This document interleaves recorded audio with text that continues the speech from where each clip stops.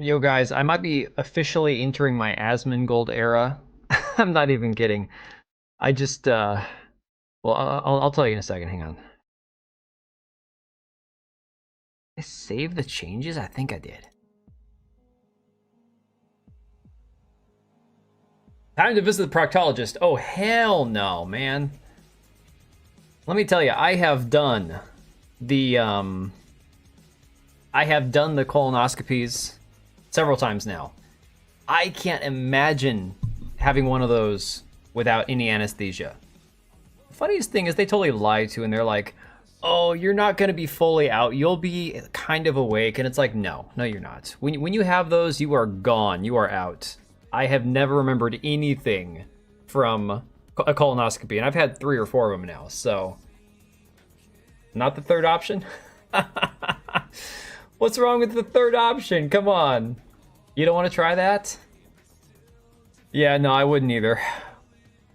So, guys, I gotta preface this by saying I don't have a guest tonight. I was gonna have my son on. We were gonna do some Valheim.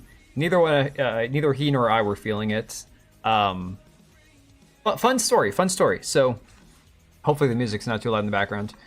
I actually stayed up till like 1:30 last night, despite knowing that I was gonna have a really long day at work, watching Stranger Things, kind of like recapping the last season. And I didn't realize the episode I was watching was like an hour and a half or 2 hours long. Usually they're like 45 minutes with commercials or ads or whatever on Netflix. And like, holy crap, dude. I blinked and it was like 1:30 in the morning. And so then, of course, I had a really long day at work. I was at work until about 2 hours ago. Yeah, right about 2 hours ago. Then I drove through and got myself some Chick-fil-A.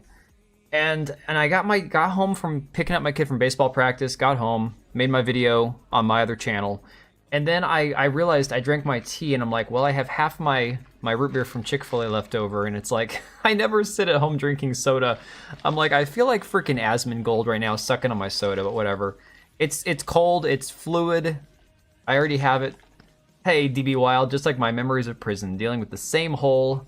I don't remember much. Yeah, no, it's rough, dude. It's rough out there. And in prison, it's really hard to find lube. Don't ask me how I know this, but lube is a hot commodity in prison. If you can find that, that's like gold, man. People will pay good money for that. All right, so guys, like I said, I don't have a guest for tonight. I've got a couple topics I kind of wanted to go over, just because I didn't even know. I was watching Hypnocast. I don't know if how many of you guys caught his stream tonight.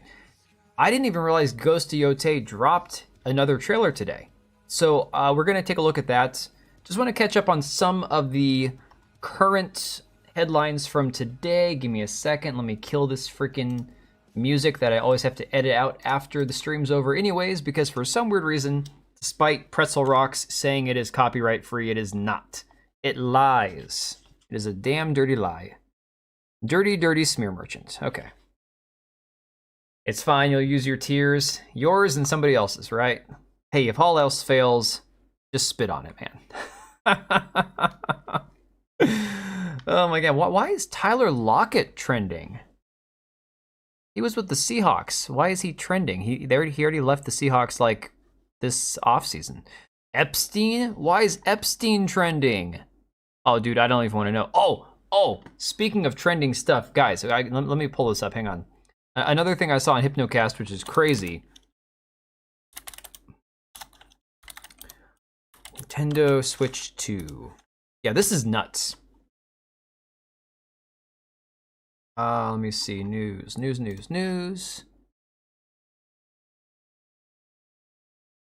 Where is this at?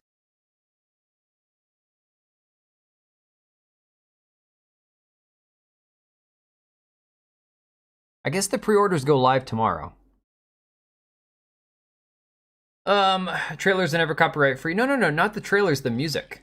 The music that I use for background music during the streams, it's through an app called Pretzel Rocks, which you get access to by using Streamlabs Premium. And there's a toggle that you can select for YouTube safe music. And even though I have that selected, 90% of the music I have to go after the stream is over and edit the music out, just erase the song from the intro. Just because, I mean, despite the fact that they're kind of hit and miss, it's just annoying. Where did I see this at? You know, I'll just pull up this Tom's Guide. We'll look at that. So I think this is probably going to have it on here. Nintendo Switch 2 pre-orders live, US stock live, and retailers to check right now. Pre-orders are set to begin in just a few minutes. After an unexpected delay from the initially announced date in early April, Nintendo's hotly anticipated new console will be available to pre-order at 12 a.m. Eastern. Oh my god. So that's midnight my time. Oh, then they're live right now. Stop typing until you're done through your notifications. No worries, dude. I got you. Okay. Major retailers Walmart, Target, and Best Buy are set to open the pre-order floodgates at midnight, with GameStop not far behind. The console is expected to be seriously popular, with Nintendo warning that... Okay, here's what it says. Nintendo is warning that supply might not meet demand. Okay? If you want to Switch 2 for launch day on June 5th, you'll likely need a pre-order. Retail starts at $449. The bundle is $500. Saves you $30 on the digital copy of the game. But here's the crazy part. Apparently, they don't even have enough consoles for the people in Japan who wanted to pre-order this thing. This is insane because, again, the Switch has sold like 150 million units in its lifetime over the course of 7 years. Why would you not make sure that you have, I don't know, 10 million available at launch? 15 million? I get it, they have to manufacture it, and sure, I don't know anything about manufacturing, distribution of video game consoles and whatnot. Okay, fair enough. We've seen the same thing happen with graphics cards, where again, graphics cards launch and the bots buy them up and then they start selling them on eBay and shit for 5 times the price, right? Oh, it's massively messed up. You think it won't? You think that they won't sell out? Dude, they're gonna sell out within minutes. Unless I'm misreading what you're saying. But yeah, Nintendo says 2.2 million people applied to pre-order a Switch on the Nintendo Store in Japan alone, and they warn that a significant number of customers will miss out. See, just for shits and giggles, I actually signed up for pre-orders here in the US, and I don't have an email saying that, you know, sales tactic, yeah. I think Hypno was saying that he thinks it's them trying to justify the price tag and saying that, well, see, it's in high demand, so clearly the price is worth it, right? I could certainly see it being a sales tactic or a justification tactic for the price. Yeah, I don't have an email saying that I'm eligible to purchase it, so clearly the majority of people who signed up for the pre-orders just to, you know, have a chance at buying them, you're going to be like, it's probably like 1 out of 1,000 people that signed up is even eligible to buy one. Oh yeah, no, supply will not meet the demand, not even for like by a long shot. And then what I wonder is, after the initial wave of consoles launch, are they even going to continue the whole bundle with Mario Kart that was at least a somewhat decent deal at $500? No, they're probably not going to continue that past like launch day. They're going to sell faster than those even talkies. Well, of course they are, because those characters, those were what, $5,000 for the statues altogether? Absolutely insane, right? Could, but I don't want to yet. Yeah, I could buy one. I've thought about it. The problem is, it would ship in June. None of my kids have birthdays in the summer, so then I'd have to sit on it for 6 months and hang on to it for them for Christmas, which I could do, but I don't know.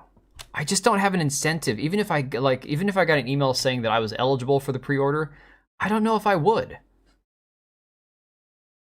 I probably would. I probably would let it would somehow get the best of me, and I would probably just break down and do it. So, we were talking about this last night on the stream, about Lords of the Fallen, because I have issues with the game. I don't think the game is as good as it should be, but I definitely can respect that they've made a lot of improvements. Yeah, so Marek Tominsky tweeted out today, this afternoon, that they have had 200,000 units flying definitely off. I don't know, his English is rough. 200,000 units flying definitely off in 10 days since version 2 dropped. 650,000 plus have moved since October 23rd, 2023. 1 million total, including pre-orders, digital and physical, of Lords of the Fallen since October 2023. Momentum's building fast. 2 million's in sight and it's coming soon. Massive love to everyone. Amazing to see our flagship IP storming back after all the grind. And again, much respect to them, right? Sit on it for 6 months, giggity. You don't like that terminology? Come on. It's got that giggity factor to it. Although I got to get this louder. Let me get this louder for you. There we go. Oh, look at that. Best Buy is trending. Yeah, dude, people are going to be losing their minds. I can't wait to see the videos tomorrow of everybody like fighting in line to get these. Oh, no, they're not in line. It's all online. Never mind. Yeah, so there's not even a physical place you can go and purchase these yet. So how does it work? You get a code to go purchase it from a specified retailer like Walmart or something? Because the pre-order that I saw, that I signed up for through email, was from Nintendo directly. I didn't see anything to sign up from like an actual retailer. Yeah, so the 2.0 is the reason I bought the game, plus a lot of what they've been putting into the game. I'm not in love with it from what I've played. It's Souls-like adjacent. It's just not quite as good in my opinion, but it's getting there. I think that it's definitely, if I wasn't going to compare it to other games, because again, recently in the last year, I've played Black Myth Wukong and First Berserker Kazan, not to mention Shadow of the Erdtree, all of which are vastly superior, right? Vastly superior. But it's definitely not a bad game. if I had paid $60 for it instead of $20, I'd probably feel ripped off, if I'm being honest. One more before we go full screen and get into the other fun stuff. I don't know if you guys have seen this. I saw this being shared around by Packer Girl. We have reached peak cringe lately. Now, a lot of this has to do with Oblivion and the body type 1 and 2 stuff, which we've talked about a lot the last couple days.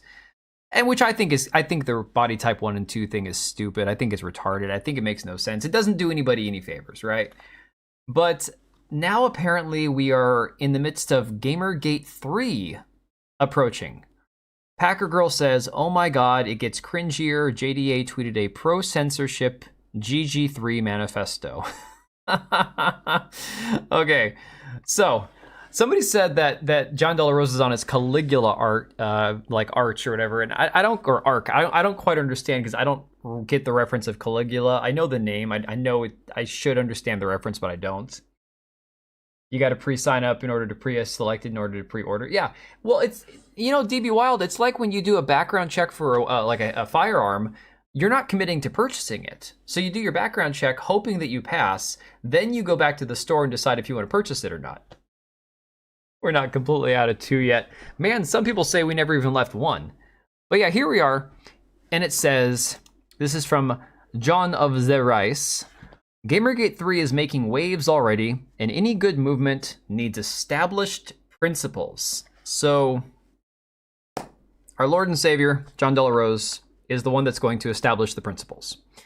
This thread will establish what we stand for and against so we can make games great again. Now, I found it hilarious he was using Link from Twilight Princess. You know, you see Midna over here. Great game. Highly underrated game. I should go back and play it again. Because he's the same person that complained about Echoes of Wisdom having a female protagonist, which I find hilarious. So she skipped past what number 2 was. I'm not even going to go check his profile to see what it is. 3, we have no tolerance for promotion of evil LGBTQ lifestyles. This is degenerate and has no place in gaming. Fun fact, this scene here had nothing to do with gay anything. In fact, the 2 of them were going spying on women that were washing in the river. Again, it's completely dishonest. Spicy stuff should be banned. All the above points only exist because it's warped people's minds and it has no place in gaming. Well, can we be honest? How many people actually bought this No Mercy game? The vast majority of players of video games. We're not talking about like specific like this kind of stuff. Most people who play video games, likely if they don't go on YouTube or Twitter, have never heard of this game. And if they have, it's only been in passing. Absolutely insane, right? Then you see here, no tolerance for feminism. Feminism's what leads to equivocation and pushing of leftist agendas through emotional nonsense. And again, I agree that feminism is jacked up and it's harmful, especially with modern feminism. But the problem is, like I said, he was the same person that looked at Echoes of Wisdom and said, Zelda's the hero. It's feminist. It's like, okay. Beauty is objective. Games should do all they can to be beautiful. What if it doesn't call for having beautiful characters in the game, right? The not as good sequel to Gamergate 1, less substantial, weaker story, not as good a cast. Oh, the cast is far worse. Way worse, dude.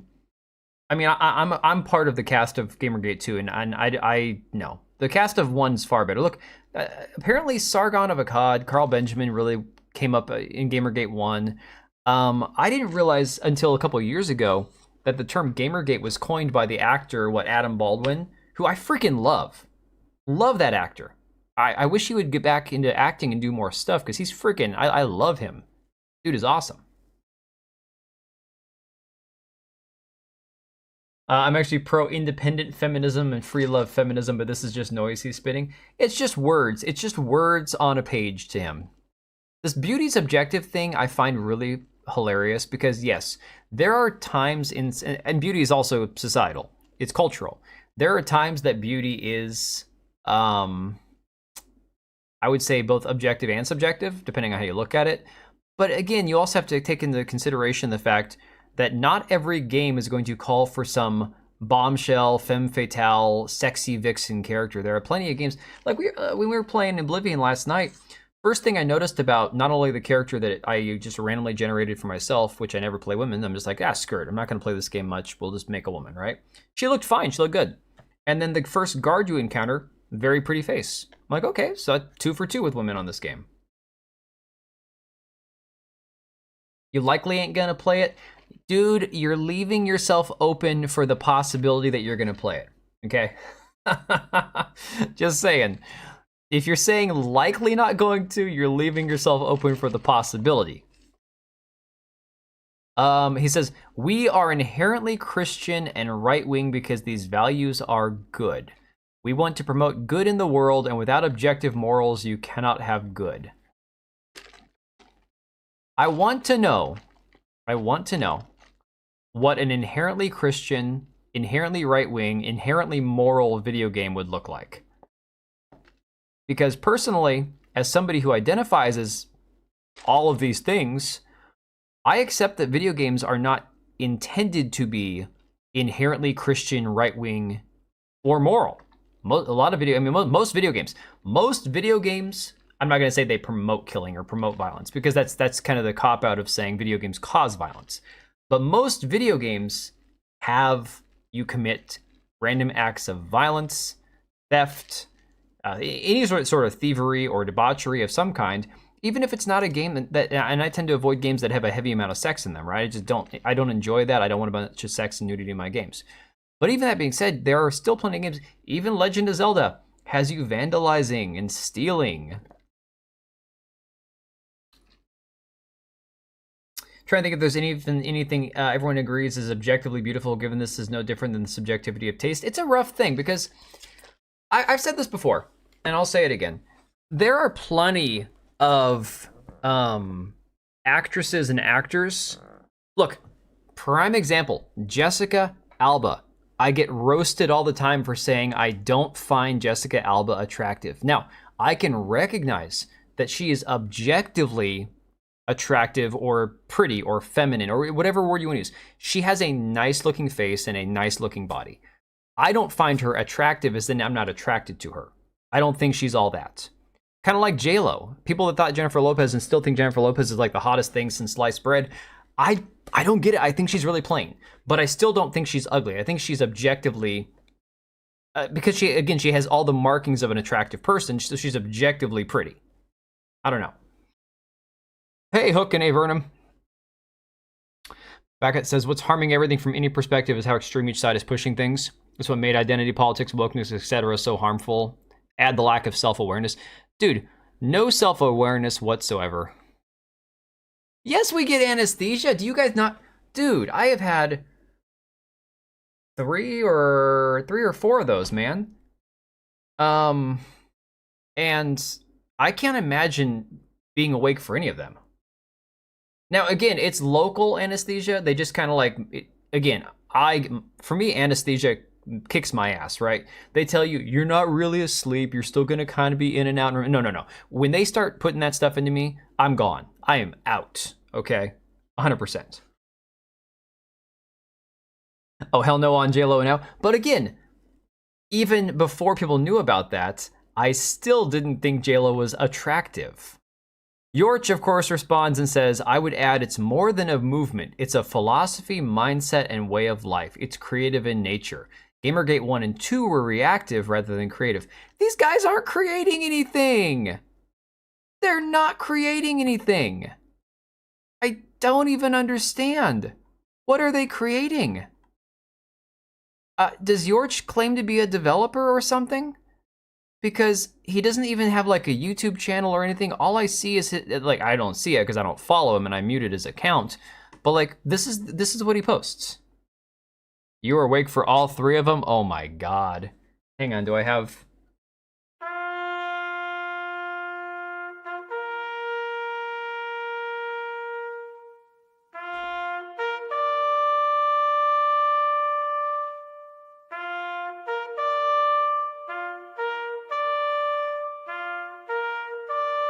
Actually, I think it would be more like the Michael Scott, oh my God, it's happening, everyone stay calm situation. But yeah, you get the idea.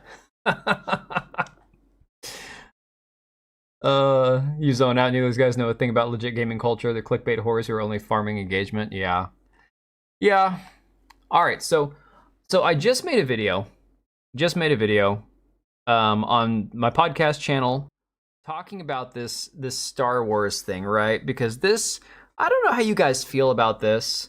This is weird. This is really, really, really, really weird, in my opinion. I'm not gonna spend too much time talking about this because this is just one of those, you know, you can talk this to death and everyone's gonna have like a vastly different opinion about this online and Twitter and all that. But apparently the new season of Andor is out. I thought season 1 of Andor was good. I thought it was actually creative. It was something different. It was enjoyable. I didn't hate anybody on the screen. I thought when they got oh crap, who was the actor that did Gollum? His name will come to me in a second. He was on there and he was fantastic. He was in the prison with the main character. And yeah, I thought Andor was something different. It was for Disney Star Wars, the way that it's been the last few years, this was a breath of fresh air.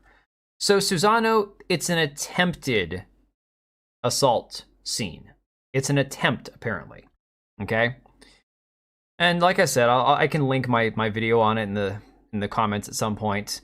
But apparently this is a thing because she is not only in the second season on the run or hiding from the Empire. Apparently she's hiding as a undocumented migrant, okay? I mean, that's just like too modern politics for me right now. Andy Serkis, thank you. Fantastic actor, I love Andy Serkis. And yes, so she's an undocumented refugee who an Imperial officer tries to have his way with. He tells her, I know you're illegal. We've been counting visas. It's a tough spot for everyone. Then he offers a repulsive deal. She can have sex with him and he won't turn her in. Yeah. Yeah, I saw he has a video up. Hopefully he still has an audience. I'm sure he does. But I just know after the whole Gamergate situation, he probably lost a lot of subs. And I wasn't sure if he was coming back. I wasn't sure if he was actually going to come back or not. Which again, like, he and I might disagree on a few things, but he's a really nice guy. And I wish the best for him, so. This is like somebody was attacking me yesterday over this whole thing with Nure, that Spanish chick, because she's a leftist, she's a, you know, whatever. And it's like, okay, look, I'm not going to start spouting off that somebody's a leftist because they don't take, they don't think the pronoun thing's as big a deal as I do, or the body type 1 and 2 thing is as big a deal. I don't care. Everyone's allowed to have a different opinion. I can say the body type 1, 2 thing is retarded, and it still doesn't affect the game for me as long as the game's good, but I find it offensive or annoying that those things are there. And somebody else might say, well, they don't bother me at all. We're all different. You know, so if Dredd goes a little bit harder on certain things or takes more of a puritanical religious approach to things, you know, if there's an audience for that, more power to him as well. Unlike the Melanie Max of the world, Dredd comes across to me personally as a much more authentic person. So yeah, totally best of luck to Dredd. Hopefully he still has like, I'm sure he'll get back into the swing of things on YouTube. I know he's got like a bunch of kids and stuff, so. Let's see, that's basically what's been going on at the US border for decades. this topic is not chat health. Dude, it is what it is, man. They're so quirky and creative. Yeah, it's just, why mix this into Star Wars? This is what I don't understand. Look, they've been trying to do this where they go, hard into politics in Star Wars and say, well, Star Wars has always been political, yes, but it has nothing to do with like modern US politics. It just doesn't belong there, right? We're avoiding triggering people for reasons I don't understand. Oddly, it's malpractice to avoid triggers. No, they don't use the term visas in Star Wars. That's the thing. Undocumented illegals are already kind of a thing in Star Wars, hence all the smuggler archetype characters, but to say visas, yeah. Oh yeah, Hook, the fake anything gets tiring. Being fake is exhausting. I can't imagine, like, I don't know, I pissed somebody off one time on a stream last year at some point. I can't even remember if it was somebody who was a sub of my channel or not, somebody who's a regular chatter or not. Because I said something about like, not even like an act, like I'm acting when I'm on stream, but it was about how people's perception of you is different than who you are in real life. Like even if you're an authentic person, even if you're being genuine, like I share my genuine opinion about pretty much everything, right? But I don't act 100% the same way in public or in my private life as I do on a stream. It's you're a different person when you're sitting talking to yourself essentially for an hour or 2 hours at a time. You're not going to be exactly the same as you are in real life to some extent. So yeah, I said something along those lines and it pissed somebody off. They're like, oh, you're putting on an act. I'm like, no, it's not an act. It's just not the same thing as talking to somebody in real life. So I don't know. They're mixing it into Star Wars because they have no idea how to write a proper story. Dude, that's 100% what it is. And which is sad because Andor is actually, for what it is, it's good. Star Wars Andor feels like a Mexican human trafficking. Yeah, I know a lot of people didn't like Return of the Jedi because of the Ewoks and all that. I liked it. An entertainer on the YouTubes. Yeah, but the thing is, whether you find it entertaining or not, it's not me completely being fake. It's just different. I don't know. There's a word for it, and I can't quite think of it. Yeah, granted, it isn't reality, and even more weird given that they wouldn't be using such terms. Well, the only thing wrong with being an entertainer is if you're not entertaining. If you call yourself an entertainer, but you fail to entertain, that's a problem. All right, so let's go ahead and jump into the Elder Scrolls situation, because I actually saw, it's really funny, an article from the Gamer that I haven't read yet. The Ewok movies were top shelf. Thank you. So I get it. I understand why a lot of people hated the Ewoks. They wanted it to be more mature. The Ewoks were just to sell merchandise. They were kind of cringy or whatever. I as a kid, I loved the Ewoks, which makes more sense that people don't like them because, again, it was definitely targeted towards kids and for merchandising, right? But the thing about it is, I still thought it worked in the movie. You wouldn't be here if it wasn't entertaining? Hey, all right, we're doing something right. Yeah, I didn't hate the Ewoks. I liked them as a kid, and I still like Return of the Jedi is still my favorite of the three movies. Without question, it's still my favorite. But yeah, so this is apparently something that they're bringing into season 2. And this article, if you guys have time, go watch it on my other channel. It is very weird the way they talk about this. It almost feels like some sort of like female empowerment, feminist power fantasy thing more than anything else. You're gonna start saying dance monkey? Hey, you know what? We've got on, oh yeah, the Ewoks are 10 times better than Jar Jar Binks. Holy shit. Like, guys, honestly, I am so tired of this revisionist crap where people are like, Disney Star Wars is so bad that the prequels are good. It's like, no, 2 wrongs don't make a right. You wanted to see some Ewok pelts being sold. See, now we got an Ewok hater. See? It's all right, though. I get it. I understand why people don't like them. All I hear about this show is someone was a sex pest.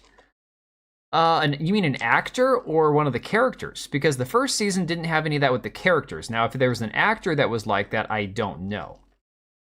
Jar Jar should have been a Sith. I can't even imagine how that would have worked. Oh, man. Okay, so Susano, Rogue One was like the family-friendly version. I say family-friendly because when I watched Rogue One, I didn't catch anything that was like super dark. Rogue One was like the family-friendly version of Andor because again, it had the Cassian Andor character. Andor, this show, it's not like it's explicit. Like the first season had some scenes where people went to bed together and stuff, but there was nothing explicit. Obviously, it's like a PG-13 type show. It was good for what it was, but it was good in a way that didn't really feel like Star Wars to me. You know. So two wrongs do make a right. Okay, fair enough. The writing's bad in your opinion. Andor was actually okay as well. Yeah, I mean, I liked Andor. It was self-contained in the first season. Yeah, Andor to me is kind of like what happened with Daredevil Netflix and Daredevil now on Disney Plus. Oh my god, I guess the show's over. I stopped watching after the two episodes that they dropped back to back where he becomes Daredevil again. That was the last one I watched. I'm like, this sucks. I can't even anymore. Forgetting that kids watch these shows. A lot of kids don't. Actually, it's really funny because I've seen a lot of people talk about how Gen Z, you can't convince Gen Z to watch these shows or these movies. Apparently, Gen Z couldn't care less about Star Wars, which is the funniest part. I assume it's just in the show, but that's literally all I know about season 2. There's problematic assaulting. Yeah, it's an Imperial officer who tries to have his way with a illegal refugee migrants. It's completely like it's like they're like some sort of like monologue about, you know, modern social issues in the US. It's completely insane. So let's talk about Oblivion since we're going to be talking mostly about games now. You only heard about those? Can't believe what they did to Kingpin. Oh, dude. I didn't watch Echo, but yeah, having him get shot in the face in Echo by his adopted daughter, who's the Native American with all the voodoo mama juju powers, with all of her ancestor powers and shit she has. Absolutely nuts. And then, yeah, then they cucked him out in the new Disney Plus season of Daredevil. So I was the exception. I thought Daredevil season 2 on Netflix was one of the best seasons because it had the Punisher. While at the same time, I recognized that it was one of the worst seasons because the Elektra stuff was really annoying. Where he was hanging out with Elektra and the flashbacks and stuff. That was really cringe and annoying. But I thought season 2 of Daredevil, the parts that had Punisher in it, was some of the best TV action show that I've ever watched in my life. Holy crap, season 2 was good. Okay, like really good. Ghosto Yotei trailer reminded you of Assassin's Creed Shadows. You're not the only person that said that. A lot of people on Hypnotic's stream tonight were saying that. So I want to watch it for myself and see here. Millennial here who never cared for Star Wars. I slept almost every attempt in watching the movies. Oh my god, dude. Man, that was my entire childhood. So for me, the things that really stuck with me as a kid as far as like movies, Willow, Star Wars, the freaking Zorro TV show that we had back in the day. Oh god, that was so good. But then again, I watched a lot of old stuff too. Punisher's no longer part of Marvel. You mean in the comics or in the show? Because I think he's still a Marvel property. They might just not be having him in. I know that they're trying to rebrand Punisher in the comics. They're trying to make him like anti-cop and make the cops the bad guys. And they took away his skull logo, and now they're trying to make him like not use guns in the comics or something.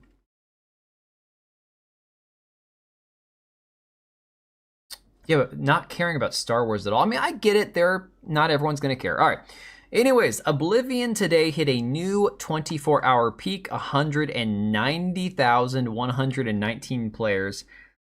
This is crazy because I honestly played this last night for 2 hours on stream. Didn't love it, not gonna lie. Definitely, I get that people loved it back in the day. So as somebody who didn't play Oblivion back then, I might not be appreciating it as much as people would. But of course, we're starting to see people bring back mods. Now, the whole thing where you can't remove body type 1 and 2 because of Nexus mods. Screw Nexus mods. There's other mods that are out there. You can totally like go to DEG mods or whatever and fix that. But I guess they have mods now that will fix the lighting issues that the game has. Because apparently, the entire game has like this really funky brown, hazy mist to it. Which I noticed right away when I was playing last night. I thought maybe it was just because my graphics card, I didn't have the graphics bumped up as high as they could because of limitations. But yeah, I mean, if you look at the fix and stuff, hey, no barking.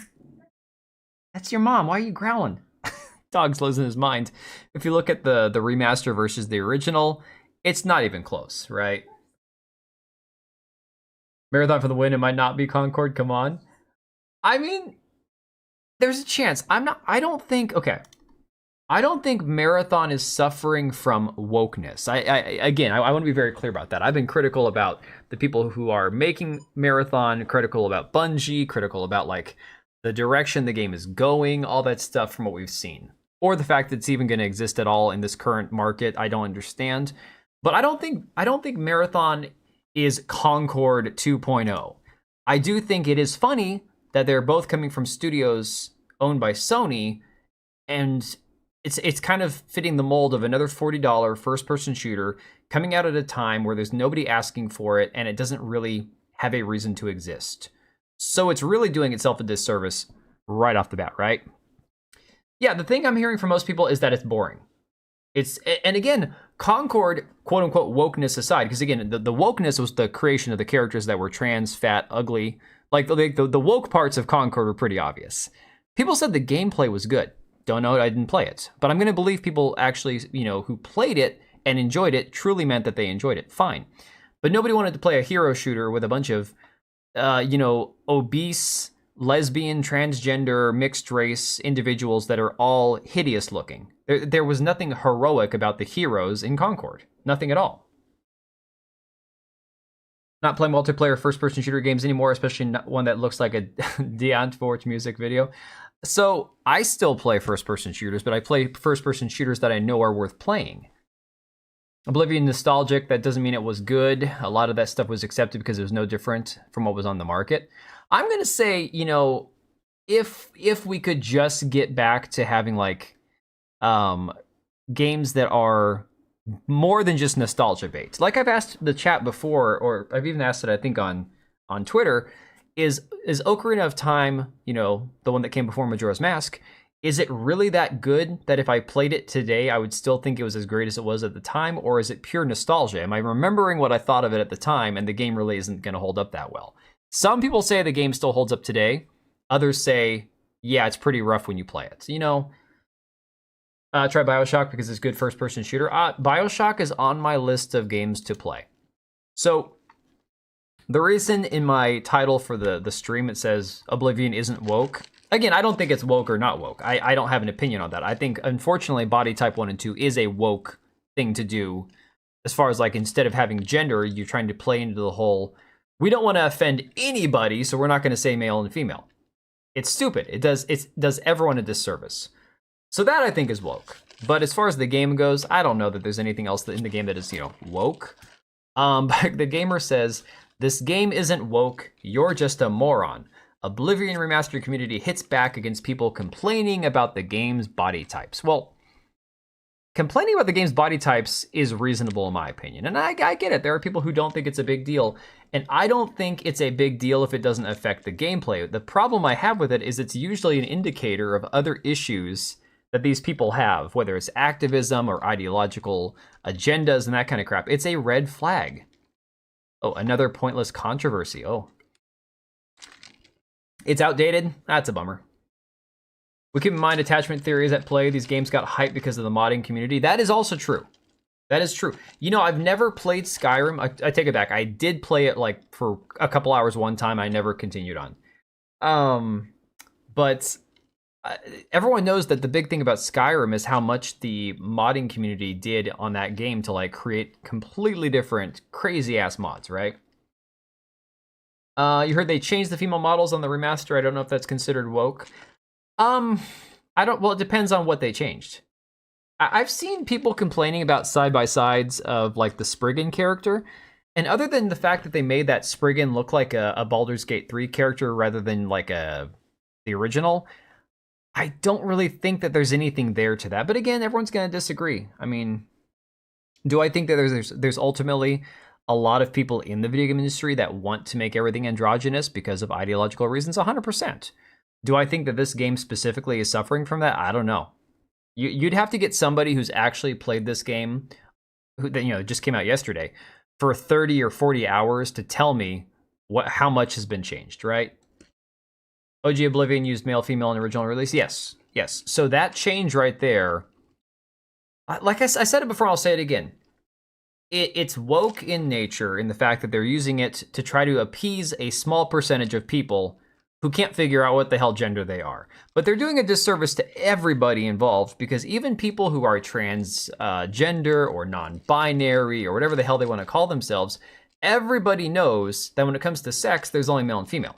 That's why transgender people call themselves trans male, trans female, because they want to be the other gender. They want to be the other sex.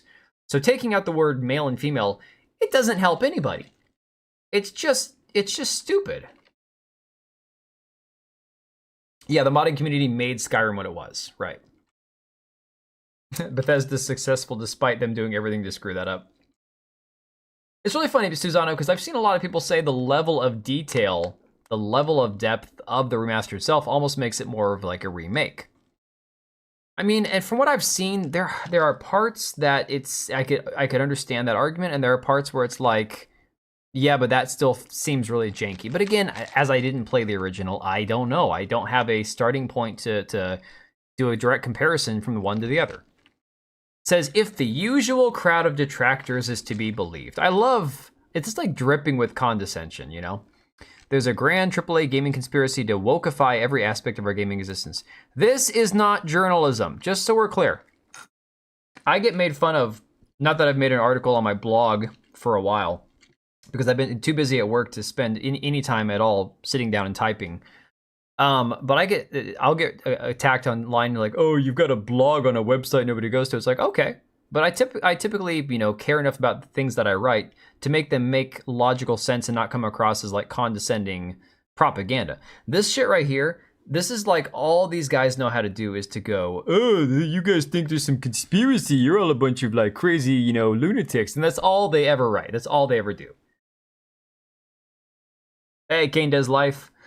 I'm speaking from a development standpoint, not a gamer's on this. You start changing the game's original vision or design and it's no longer a remaster. Oh, fair enough. That is fair. I mean, honestly, you're not wrong there. And whatever they call it, the role player can believe whatever they want. Yeah, but see, the thing of Oblivion, like I said, if the person who wants to be the opposite gender, opposite sex, whatever term they're using, because I know that people say, well, gender and sex aren't the same thing. Fine, whatever word you want to use.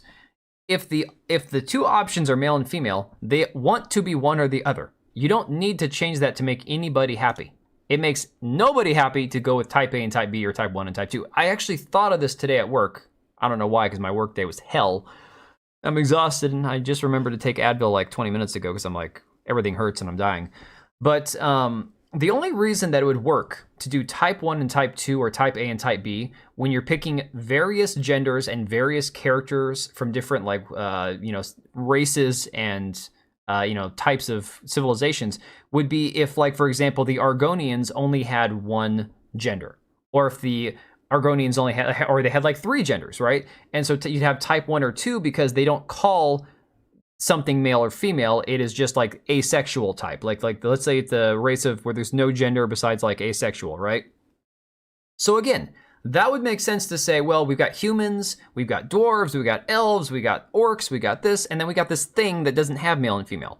So in this one situation, we'll say, okay, well, we got type 1 and we got type 2 because we don't have male and female for all of them.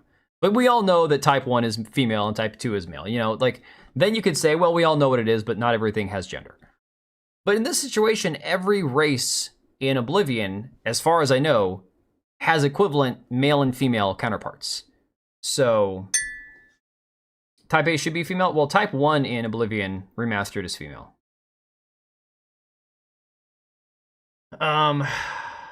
If all characters played are type 1 or 2, how does the NPC narrative react? It would require an entire rewrite to make all NPC narratives very non-gender speaking. Yeah, but I guess, they still use gendered language and stuff in the game, so that didn't change. It's not enough for a remake, but more than a simple remaster, kind of in between. The animal with the larger organs is the default, that is. Oh, interesting, okay. Well, yeah, so in the Oblivion remaster, type 1 is female, so that would be type A, I guess.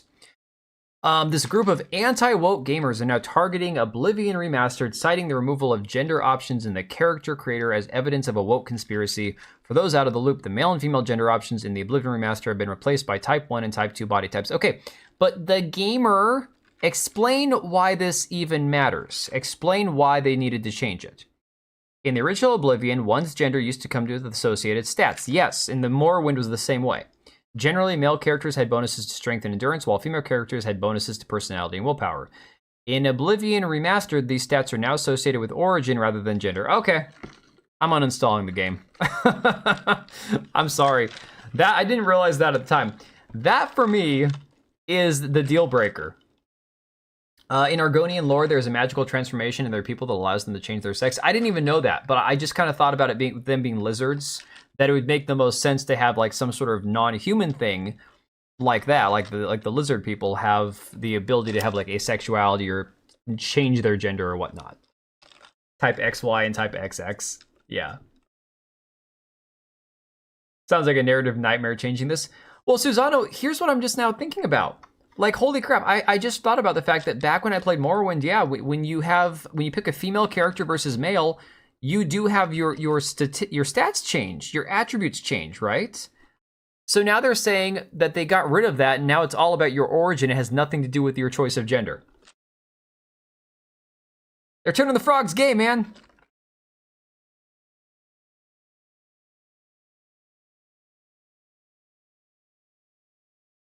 Type 1 is female in this game. Presents are the best way to show someone how much you care. It is like this tangible thing that you can point to and say, hey man, I love you, this many dollars worth. I don't like body types when you're trying to create a character in Wonderland. The females look like males, and it's so hard to indicate who's who. Wonderland, are you talking about Tiny Tina's Wonderland, that game that was, isn't that a spit-off of like Borderlands or something? Thanks to the 5, Luigi, I appreciate it, dude. Yeah, no, the whole androgynous crap, that's a real thing. I'm sick and tired of these articles talking about some anti-woke conspiracy that they're trying to turn the frogs gay, right? No, it's real. We've seen it time and time again. And every time that they try to put these articles out here to like do damage control, it's diminishing the reality that this has been a problem for a long time. And again, I've drawn this comparison before to Elden Ring because at the time Elden Ring came out, what, 2023? Nobody noticed it being an issue that there was Type 1 and Type 2 because I guess that's been a thing. It's been like the industry standard for about the last 15 years, maybe 10 years or so, right? Well, just because it's the industry standard doesn't mean it's good. Furthermore, this game, going back 15 to 20 years, had male and female as the original options. Now we're not talking about a game like Elden Ring, which is a new game where they made that's just the preset for the genders. This is a remaster of a game where they've completely changed the original intent of the game. I thought Oblivion always had a trait-based leveling system. I didn't notice a male-female difference. That said, Fallout 1 had that. Since Argonians are a combo of reptile and amphibious, they are the only race in the Elder Scrolls that can change like the Earth amphibians can change per habitat. Let's see. I'm supposed to believe that Bethesda hasn't jacked up more stuff than body type. They're not that good or professional. I mean, that's a very good point, honestly. It's like, I don't think that's... Clearly, I mean, there are still some developers at Bethesda who worked on the original, who worked on the remaster. That was actually one of those posts from Pirate Nation that he deleted because he had this screenshot with these 4 women. And was, obviously people were making fun of them because they got like the purple hair and stuff, and a couple of them didn't really look like women. But at the end of the day, he deleted that post because like 3 out of the 4 women all worked on the original Oblivion game. So, people do change over time. The industry has changed. We've seen the same people who've been there for so long. Look at guys like David Jaffe, who, if you'd have asked people 15, even 10 years ago, they probably would have told you, oh, David Jaffe, he's probably based. Look at this character Kratos he created. God of War, yeah, big buff, a brutal game with, destroying monsters and gods and all that. And look at David Jaffe now.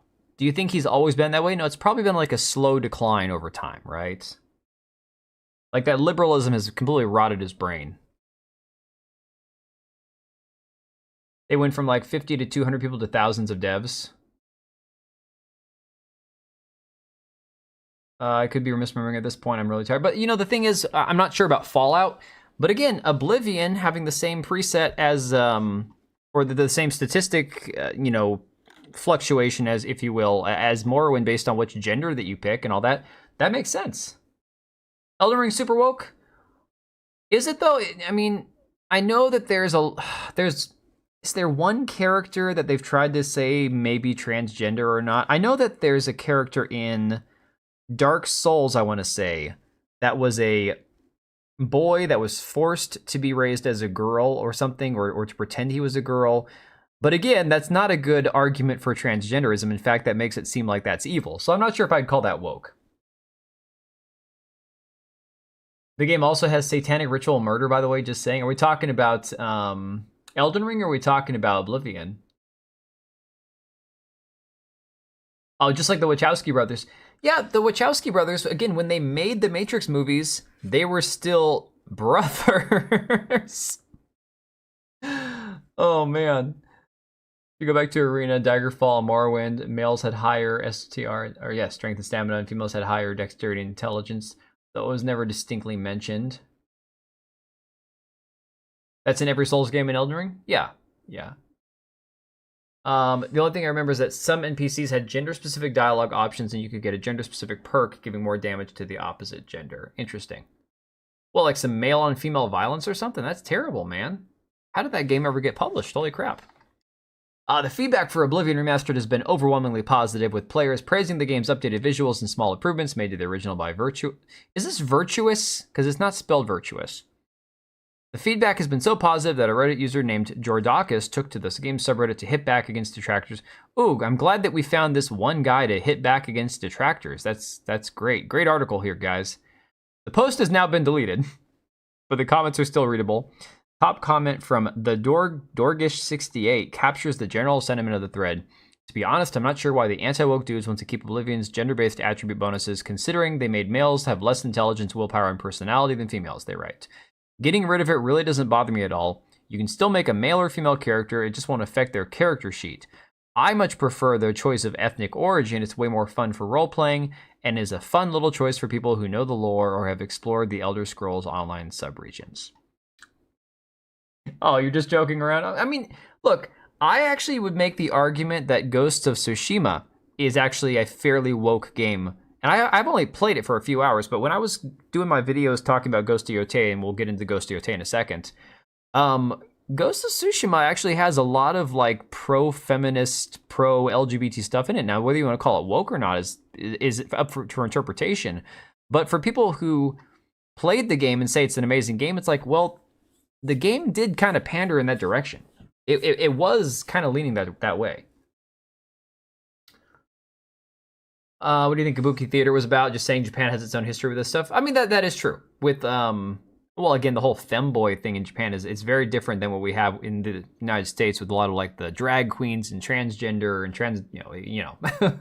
Can we even say transvestite anymore? Is that like a taboo word? Because that's the word we used back when I was a kid. Also, a game based in Berserk influences and century-only French concepts predating the term woke. Well, I mean, like I said, I also think the term woke has become a catch-all for a lot of stuff. But once in a while, the shoe fits, you know? So, speaking of which, talking about Ghost of Yotei, I did not realize this until he had his stream earlier, and apparently this is a thing. A new trailer for the game. Now, this is a game where I've been very critical, given the fact that I'm very well aware of the fact that Erika Ishii, the lead voice actress, is not just an activist, going around saying F-TERFs, basically saying anybody who doesn't accept transgenderism as normal is an evil bigot. But she's also had a massive impact on a lot of the characters she's played in video games. I mean, she pretty much only plays characters that are lesbians, non-binary, all that kind of crap. So to say that it's not concerning that she is the main character of Ghost of Yotei and the effect it's going to have on the story, I mean, it's just not being honest. You have to be realistic. The voice actors and actresses should have zero effect on the character that they're playing. But unfortunately, we're seeing a lot of times these days where characters are being created with a specific voice actor or actress in mind, and especially it's very apparent when they start doing more motion capture, specifically with those voice actors and actresses, for the character to resemble not just, in personality or voice, but in actual physical appearance, that character, that actor. It's very interesting. You have no idea if the game is or not. Voice actors are kind of problematic with their mouths. Yeah, that's putting it mildly. Voice actors have gotten to be super annoying with how vocal they are. Like, I'm not going to go out here and say, like, if you loved Ghost of Tsushima, I'm going to say odds are you'll still enjoy Ghost of Yotei. But after I was digging around looking at Ghost of Tsushima before I'd even played it, and I've only played it for like 2 or 3 hours now. I got to get back to that game at some point this year. The first game actually had a fair amount of what I would say leaning into kind of like the wokeness, you know? Their opinions aren't to be taken seriously. I mean, most actors aren't. Let's see. I'm assuming that's what Vernon was mentioning. Either way, it mattered. Yeah, and I think that the genders mattering in Elder Scrolls is a very cool thing. I think that that's a very cool element to have in a game. That when you pick your gender, it's not just, okay, I like boobs or I like, you know, big strong men, and so I'm going to pick one or the other. They actually had weight. Like it mattered for not just, I mean, maybe not so much the story part of it, but it mattered more for the choices that you were making from the creation of your character on. Every little decision you made, how you wanted to play the game, was going to be impacted by your decision of how you made your character. So, that being said, let's play this trailer real quick. We need AI now. Voice actors need to become as niche as candlestick makers are. You're not wrong. You are not wrong. Probably a little loud. Hang on. Unreal. Hang on. Let me switch to the full screen. Can I hide that little thing? It'll go away in a second. Just give it a second. It'll go away. Would also keep in mind if they're unionized, they have rules they have to follow and support. Yeah, that's true. Then again, I typically am not a fan of unions either.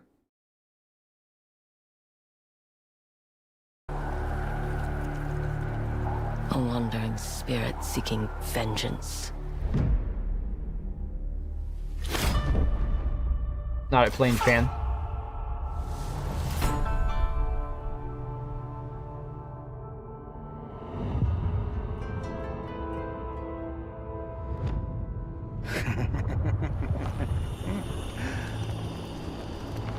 Who are you? I thought we killed your whole family. The snake.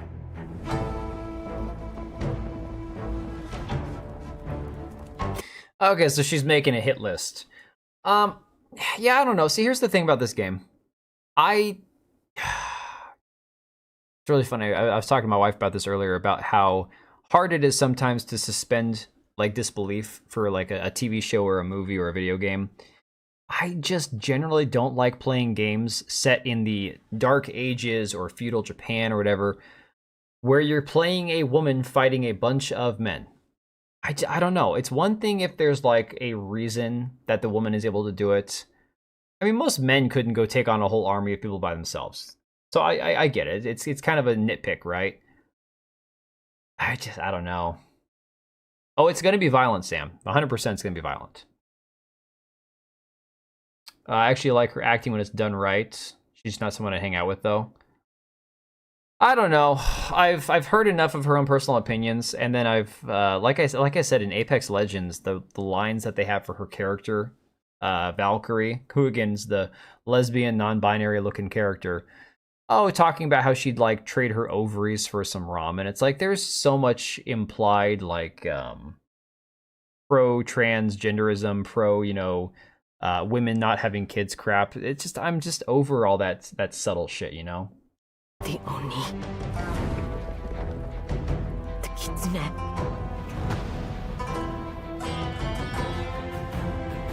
The spider. The dragon. Lord Saito. It's funny, she does kind of look like Naue from Assassin's Creed Shadows, doesn't she? That is really interesting. Story about a master beating up men, running a dojo, seeking for a man to beat her up so she could marry that man. Oh, interesting. Maybe it's an alternate fiction story if the females have superpowers or samurai warriors. I don't know. Like I said, it's not like an instant thing for me where if I see a woman in one of these roles, I'm like, oh my god, that's so stupid. It doesn't make any sense. I think we're just, for some of us, we're just kind of like on overload from, especially from Hollywood, from a lot of the recent media that we've had for like the last 10 years, where it's always some little skinny 50-pound chick beating up a whole bunch of people who are like, 5 times her size, No, Susano, I've actually looked into this. This is what I'm talking about, because when I was doing a video talking about Tsushima and Yotei, a lot of the writings about these Japanese warrior women are fiction. A lot of them are stories that are either heavily embellished or may or may not actually be completely fake. And they're more like Japanese legend than they are anything else. There were women, samurai that served as like the reserve corps for like when they were retreating and stuff, and they needed people like archers and people to stay in protected villages. That's a legitimate thing you can look up. That for sure does happen, or did happen. But like a lot of the stories that I was able to like look up when I was talking about this, a lot of them seem to be either embellished or not even verifiable at all. The actor's part of the face of the game. If they're progressive idiots, then I'm not bothering with the title because these companies are not professional. That's the concern a lot of people have. And I think it's honestly, from what we've seen, I think it's a legitimate concern. I know that story. It was real. It was a master that trained his daughter, and the deal was if they could beat her up, they could marry her. Her dad died, and she opened a dojo. That's pretty cool. That's awesome. Even though the example I gave is in their law history. Okay. What are we going to do with this one, Saito? Or hear this, opinions of incels are more present on the internet because nobody wants to talk to them in real life. See, here's the thing about the term incel, though. It's often a lot of people that throw the term around that themselves could identify as an incel or be called an incel. Let's be honest, I know a lot of people, myself included, who are married, have kids, successful jobs, that get referred to as incels by people who are single, probably living in their basement, and have no children. So the term incel, I don't give much credence to. There are legitimate people who are incels, if you want to use the term. But, yeah. Came to this little wolf.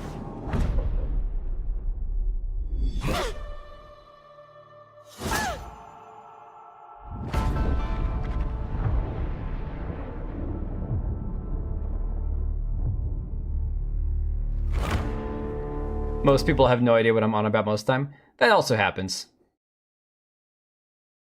So hang on a second, guys. It's been a minute since I played the first game. Did Jin Sakai actually die in the first game and then he came back to life, or was he left for dead and somehow survived, like, miraculously? I cannot remember. Because they don't hit her with like a fatal blow here, do they? Little wolf.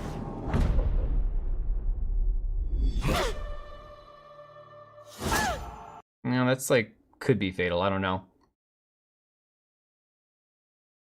Look at Mercante perpetually online, horrible. Yeah, but to be fair, she probably still can get some if she wants, because there's somebody for everybody, unfortunately. He survived? Oh, okay, so he didn't actually die. You don't know if he actually came back to life or had a death hallucination. Oh, interesting. Okay.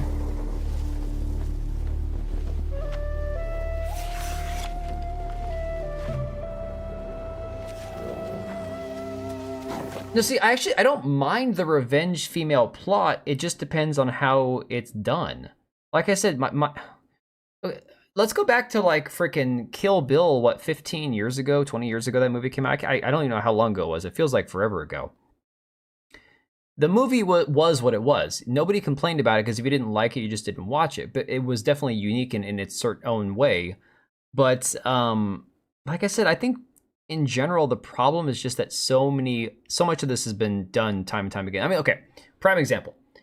The movie Prey was not a bad movie because the main character was female.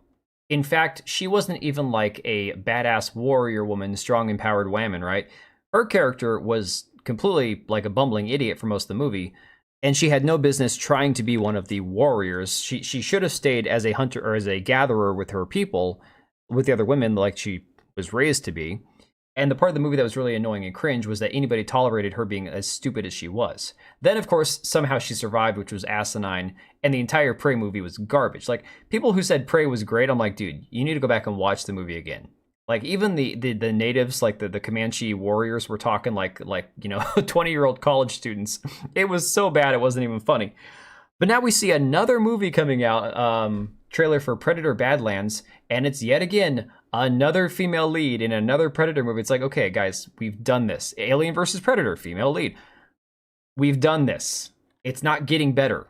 Maybe go back to what made the original movie great. The original movie was freaking Arnold Schwarzenegger. The sequel, as not great as it was, in my opinion, they had some good moments. Danny Glover, like, go with what makes the movie great, you know? The gameplay was the only good part of Ghost of Tsushima? Possibly. If you want a revenge plot, crap, where are we at here? Play Herodotus, already wrote it and no one's used it. Tamaris, the killer of Cyrus the Great. Interesting. Comic Blonde. Black Widow was good, but again, Black Widow, like the rest of the MCU, just got overplayed and overdone. It was just at that point, I mean, no one is, has given up on the MCU because Black Widow was a woman. People quit the MCU because it's worn itself out. It's run its course. And then they tried to push the whole, oh, you're going to now get She-Hulk and Echo and Ironheart. And again, this was not their own fault. I mean, Black Panther with Chadwick Boseman passing away, they had to replace him with somebody. As much as I didn't like Michael B. Jordan's acting in Black Panther, they should have figured out a way to bring him back to life and make him Black Panther. That probably would have been better than making his sister Black Panther. So yeah, I mean, this most recent wave of MCU has gotten a massive dose of female energy. But again, that's not even the reason people are tuning out. They tuned out because Robert Downey Jr. died. They killed the big bad guy of 22 movies. It's over, it's done. The Ghost of Tsushima story got spread over too much open world. Possibly, but I'm not going to complain about open world. Like, eventually when I get back to playing Ghost of Tsushima, I don't think I'm going to be the kind of person to complain about too much open world, because I love games that have a lot of open world. I mean, the world in like Breath of the Wild, Tears of the Kingdom, both massive, right? Elden Ring has a pretty big world. I love that. So I don't mind big open worlds. I think game developers should stop making movies inside of games. Yes, agreed. Just have short stories that have no overall connection, let the gameplay do the job. Yeah, but the thing is, they're trying to treat video games like movies for some weird reason. And I don't want to knock it, because games like Kingdom Come Deliverance have a lot of cutscenes and motion capture, scenes, but there's still so much. The game isn't just a movie. There are hundreds of hours of gameplay to be had as well. I'd rather have a payback or something like that. That's a male power fantasy, not normally a woman's. Yeah. It's just, and again, it comes back to bad writing. Trying to write a male power fantasy from a perspective of a woman, it just doesn't really make sense. And I'm not saying, guys, it's a video game. No one human being alive was gonna, male or female, was gonna go through a wave of samurai for, a decade, killing all these people, getting revenge on everybody, and never come close to dying. That's just not gonna happen. So yeah, playing a video game, you have to suspend belief to a certain extent, or disbelief, whatever. I just don't personally enjoy, like you said, the male power fantasy being told from the lens of like looking through a woman's perspective, Situ Rainu. Why do you always call me that? It means one who is easily lost in the hunt. Now, again, the thing about this game is, it looks awesome. As far as like the actual scenery and stuff goes, I have no doubt the game is going to do well, and people are probably going to enjoy it for the most part for what it is. And again, based on the way that the first game looks incredible on my computer, even though I really I desperately need to replace my graphics card this year at some point. The first game still looks and plays really well on my PC. So if it's just straight up that they're, going to continue with a different character 300 years in the future, same kind of idea, but they're just going to, set it in a different part of Japan, same kind of revenge story. Okay, it's probably going to play very similarly, and it's going to look incredible. But then it gets down to are people going to care about her character the way that people cared about Jin Sakai? And funny thing is, the counter argument you hear from people who are saying you're only complaining because it's a woman is that they shit on the character of Jin Sakai by saying, well, he wasn't that interesting anyways. And it's like, well, you could argue that Master Chief wasn't interesting because he had very little personality, but people really liked Master Chief for who he was, despite never seeing his face, not knowing his gender. I mean, well, knew he was a male, but like his ethnicity or that kind of stuff. It wasn't relevant. You relate to a character because the character is written well, not because of them being a male or a female.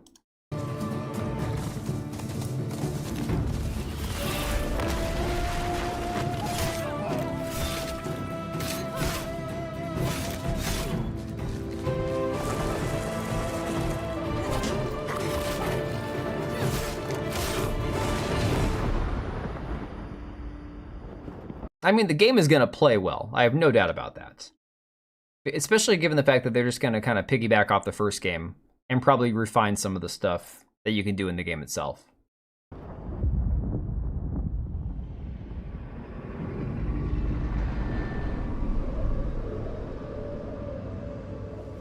Some kind of appeal for incels to court old cougars for fun. They're like adventurous samurai. Oh man, no, see, cougars probably don't go for incels because they can get like the hot young stud, guys to get their attention and all that. I could be wrong. Who knows? I'm in that weird age range where nobody gives a shit about me. So I'm like, cougars aren't gonna come after me, and I'm way too old for women way younger than me to notice, and I'm married, so I don't have to worry about that either. So it's like, I can't imagine trying to date in my age range right now, in my late 30s. That'd be insane, YouTube gave you a knees fetish? Oh, because Smash? Back where all this started. You mean his Alana Pierce video that got claimed or got him not copyright struck, a violation on YouTube because her knees are showing and the automated system thinks it's her boobs? Yeah, that's messed up. That's some crazy shit. Let's see, whatever movie I'm thinking of was basically female payback for Atomic Blonde. Interesting. They can make it interesting if they made her have to deal with the fact of being a woman and finding ways to kill her target with the limitations of the time. Yeah, but here's the thing. They're not going to do that. I mean,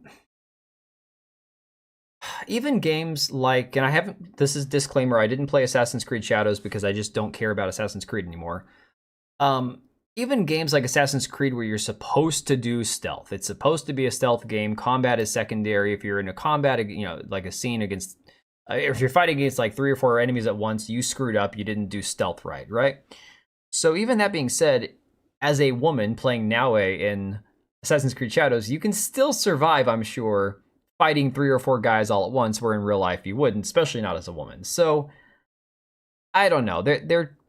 I imagine the combat in Ghost of Yotei is probably going to be similar to the first game. Maybe they're going to give you more stealth options. I don't know. Flash JT. Older women have money and resources, and generally are more open to physically being open. Well, you're not wrong there. All right, so just so that for the sake of not being up super late tonight, let's go ahead and start talking about Marathon, because I know a lot of people have thoughts on Marathon.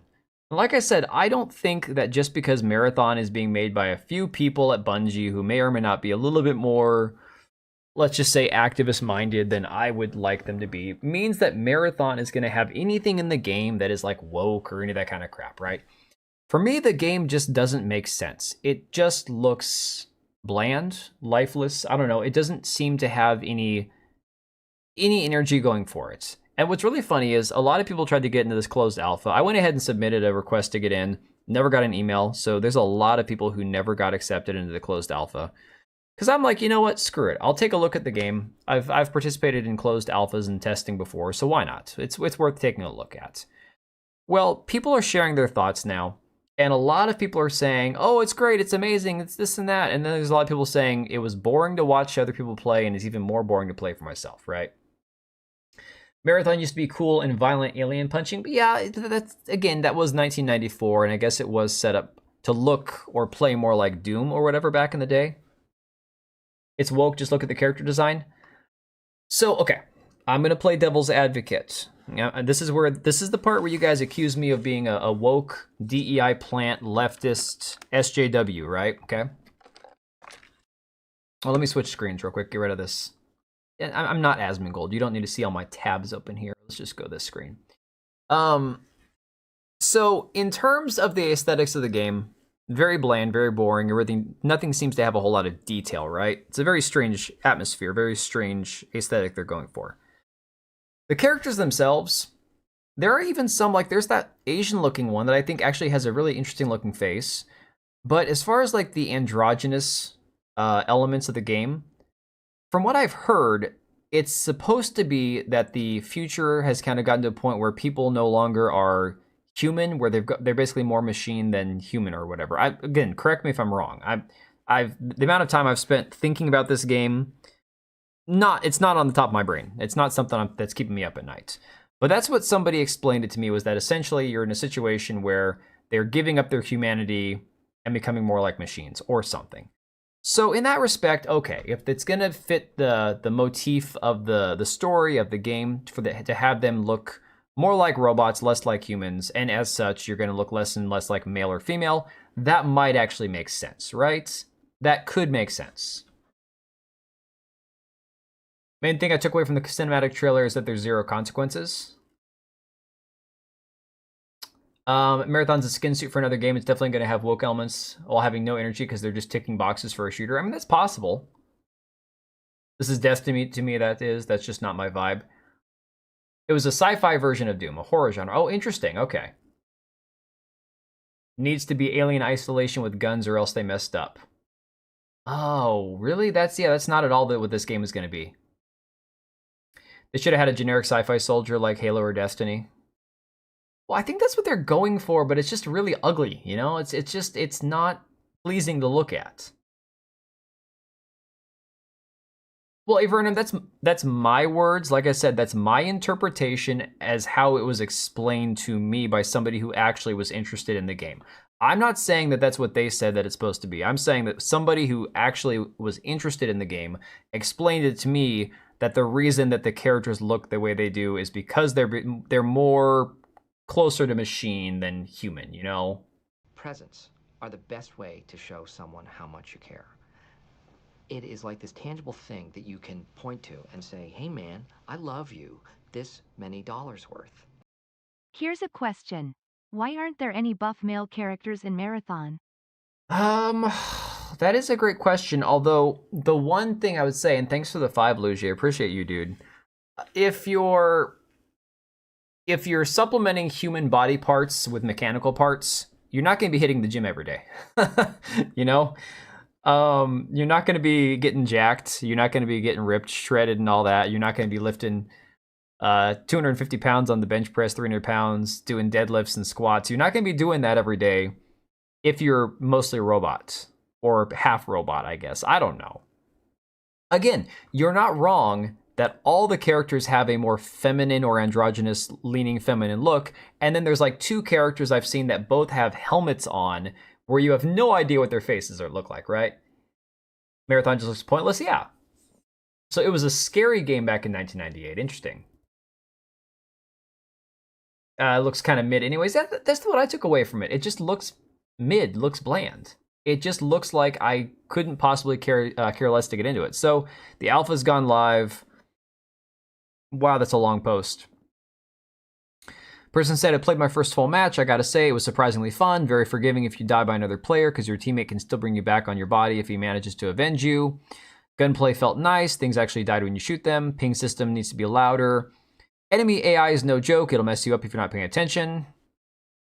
I really like them being an actual threat, not just bullet sponge AI. Only thing I didn't like was how samey all the loot looked. The UI makes it hard to tell whether what I'm getting is valuable or just junk. Let me see. It's not perfect by any means, but there's a lot of potential. Okay, that's a positive. Then it says, I thought all the gameplay footage I've seen of this game looked pretty boring, and sadly I'm finding actually playing the game pretty boring also. Another person says, I like this game a lot. I feel they struck the perfect chord of hardcore gamer sensibility and casual intrigue. I was skeptical, but I feel like it's functionally a single-player game that's happening in a multiplayer world, a logical next step from Destiny. Single-player game in a multiplayer world. What does that mean? I'm trying to wrap my brain around that description of the game. Like, I don't understand. Like, that's like you're describing it like Elden Ring or Dark Souls, essentially. A single-player story with multiplayer elements, I guess. Potential equals things it doesn't have. Yeah. The game feels so streamlined to the point it's a bit flaccid. Oh, no. They use the flaccid word. That's never good. Time to get some Viagra in that game. I don't know. I can't see myself playing this over something like Escape from Tarkov. Maybe once they reveal the new map and the other stuff they're excited about, then everything will come together. Not gonna lie, it feels like it needs to be in the oven for at least another full year. I remember hearing these things about other games that failed. That's really interesting. Love everything so far. Movement's a bit funky, but the gunplay is godlike. Sort of confused on the audience for this game. It's not going to steal the hardcore extraction shooter crowd. Of course it won't. It's not going to capture the hero shooter crowd. Maybe it'll capture Destiny players, LOL. Looks fun, but one of those things you maybe hop in and out of for an hour. Enjoy the visuals and sound design. The game's unique. I really appreciate the aesthetics and look. This person says he appreciates the aesthetic and looks they're going for. Stands out, doesn't look like any other shooter on the market, and it works for the setting. It doesn't look like anything else because it doesn't look like anything, really, is what I take away from it. Legendary Drops, who I just recently discovered, although it's crazy because he's got like 300,000 plus subscribers on YouTube. I like this guy's content. He's like, dare I say, Endymion, but more, I don't know, better. Less outrage and more actual sensibility, I guess. Says, damn near everyone I watched play Marathon looked bored out of their minds. Maybe this is a bit esoteric, but the game is missing a wow factor. And this is what I'm actually worried about. This is what I'm worried about for the game, is this wow factor at the end. Where's the audience for this game? Like, who is the audience for this game? What is the driving factor or the actual, incentive for people to play this game over any other game at this point? He's a prick, but he's cool. I like his videos. I don't know. Again, I've watched like 2 of them, but I like it because they're long videos. So at work, it helps kind of like make my day go by faster. So says, I'll play it tonight to get my own perspective, but damn, this game looks like a game that they were told to make, not chose to make. Person here, Matt Bauscher, says they wanted to make it. Devs came back to the studio to assist making it. This doesn't need to be for everyone. I'm done wishing bad on all these games without giving them a fair shake. Shit just ain't easy, and I'm more tired of the bitch complaining people do without even playing. So he said, stop conflating criticism with wishing bad on a studio or publisher. Saying it's not for me isn't constructive and does nothing for them. Sony purchased Bungie for over $3 billion. Yeah, that was a crazy amount of money. Destiny 2 has lost players year over year. This cannot afford to be not for everyone. I think, honestly, that's actually a very... it's valid. You can't argue with that. All right. So I pulled up a couple different people who've played the alphas reviews. I don't know what this dude here is going to say about it. I discovered this guy years ago on Twitch when he was playing Apex Legends. So I know he's got a lot of experience with, again, the Battle Royale, first-person shooter genre, the gaming merchant. Really funny, at the time he wasn't streaming with a webcam. He looks nothing like I thought he was going to look. It's really funny. But I wanted to play a little bit of his video and hear his thoughts on it. We could also watch some gameplay too, but I just personally, I don't know from what I've seen that this is something that I'm super interested in playing. But I mean, like, if it was free to play, of course I'd check it out. $40, $50, depending on what the price is when it comes out. I don't know that my time might be worth more, especially at the $50 or $40 the game's going to cost is worth more than the time I don't have to spend on it, Marathon was the first game I played with friendly NPCs getting into battles with enemies. It was wild. Oh, that's crazy. I've had a little bit of time to play Marathon, and I'm going to share my Let me honest go full screen on this thoughts guy. on the game, whether you're going to like it when it finally releases or whether it's just going to be a bit boring. There's very extreme opinions on both sides of the fence. You have very extreme against opinions, people saying the game looks like Roblox, people saying the game's going to be dead on arrival, and then on the other side you have people who say this game's going to be the next best thing, it's going to be amazing, it's so fun. Where does the game actually stand? See, I fall on the side of I don't like the design of the game at all. I don't like the look of the game. I hate this right here. The hitboxes, I don't know. This doesn't look like something that I would want to play. Now, I have played games after crapping on them for a while that had a different art style than I wanted or, enjoyed playing, that I found later on it was like okay, for example, Sea of Thieves. I thought Sea of Thieves looks stupid. I don't want to play that game. The art style looks terrible, right? Then I finally played Sea of Thieves and I'm like, this game's fantastic. If you're playing Sea of Thieves with your friends, it is great. It's a lot of fun. Not exactly the art style that I would be going for, but after you get into the game, you just don't care, Damn, it looks bad, yeah. No, Susano, that's actually more of an opinion that I've kind of formed lately. For example, there's a lot of people, and I'm not going to say it's like the Puritan crowd, it's more of like the whole, you have to be ride or die with everything everyone says on the internet all the time, otherwise you're a traitor to the cause kind of people, where they'll be like, oh, you're playing this game, you're a traitor. It's like, play whatever game you want to play, watch whatever movie you want to watch, listen to whatever music you want to listen to or whatever. At the end of the day, it's your money and your time, and you choose how to spend it. All I can do is say, these are my thoughts on this thing, and then you can make your own decisions based off of, the things that we talk about. That's it. So shaming people for what they enjoy, I think is kind of stupid, personally. And, well, with most things that are on the internet, it's somewhere in between those two Oh extremes. yeah, BattleBit. Forgot about that I game. want to try and break that down today with my first impressions. To me, Marathon is a great game. If you like extraction shooters, or if you've been interested in extraction shooters, you're going to like Marathon. And I'll delve more into that in a minute. If you care about the graphics and fidelity of a game, you're not going to like this. Yes, it does look like Roblox at times. Yes, the UI looks terrible. That may be improved by the time the game launches, but it definitely has a certain art style to it that's not going to appeal to everybody. So if you really care about graphical stuff and the appearance of your game, you're not going to like this game. It's straight up. You're just going to keep looking at it. He says that straight up, you're not going to enjoy it if you don't like these things. As we're watching it, and I'm just kind of shaking my head going, I'm looking at this going, it looks good and awful all at the same time. Like, how can something look so good and so bad all at once? Guns and think this looks a bit weird. This looks like a 3D object in Blender or something. But if you can look past that, there is some gameplay elements in Marathon that are quite fun. This game is not going to be the next best big thing. It's not going to be a massive groundbreaking Voidbreaker? I think I've heard of that one. It is another extraction game in the extraction genre, but it does it pretty well, and I'll explain why. Now, there's a pretty good gear economy in this system. Everything has a rarity, right? And as the rarity goes... Yeah, Deep Rock Galactic, that thing was popular for like a few months. I remember when that game came out, people were raving about it. But no, Sea of Thieves, yeah, it's on Game Pass, so that was one of those advantages of having Game Pass, is I didn't have to spend the money on the game. Now, I remember when that game, because, again, Game Pass, Windows, and all that, and Sea of Thieves was over on Steam, I had a hard time playing with my friends because of the whole Windows-Steam interface situation, but yeah, it's a good game. Looks a bit like PlanetSide without the depth. This honestly looks like other games to me. It looks like, to me, what I've said is, it looks like they've taken elements of the Cycle, which again shut down, an extraction shooter that was actually decent. I played a little bit and I thought it had potential. It looks like they've taken parts of that, things from like the Apex Titanfall universe with some of the character designs, and just kind of like mashed them all together.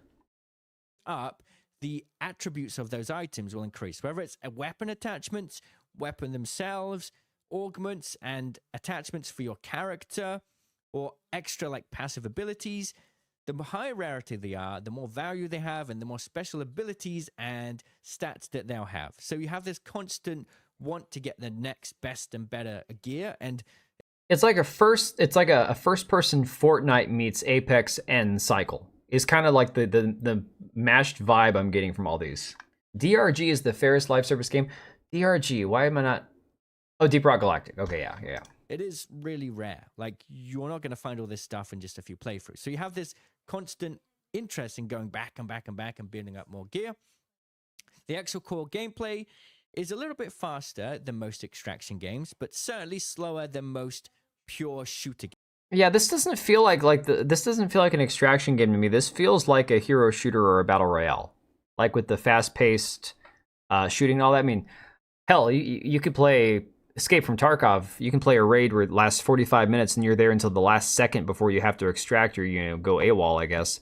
And again, that game has such like heavy atmosphere between the AI and the other players and the rats and all these people that are just looking to screw you over as you're trying to extract, Sungran deleted his other video? Do you mean the one that he posted yesterday or the one that he posted today? Because today he posted one just... I can't remember.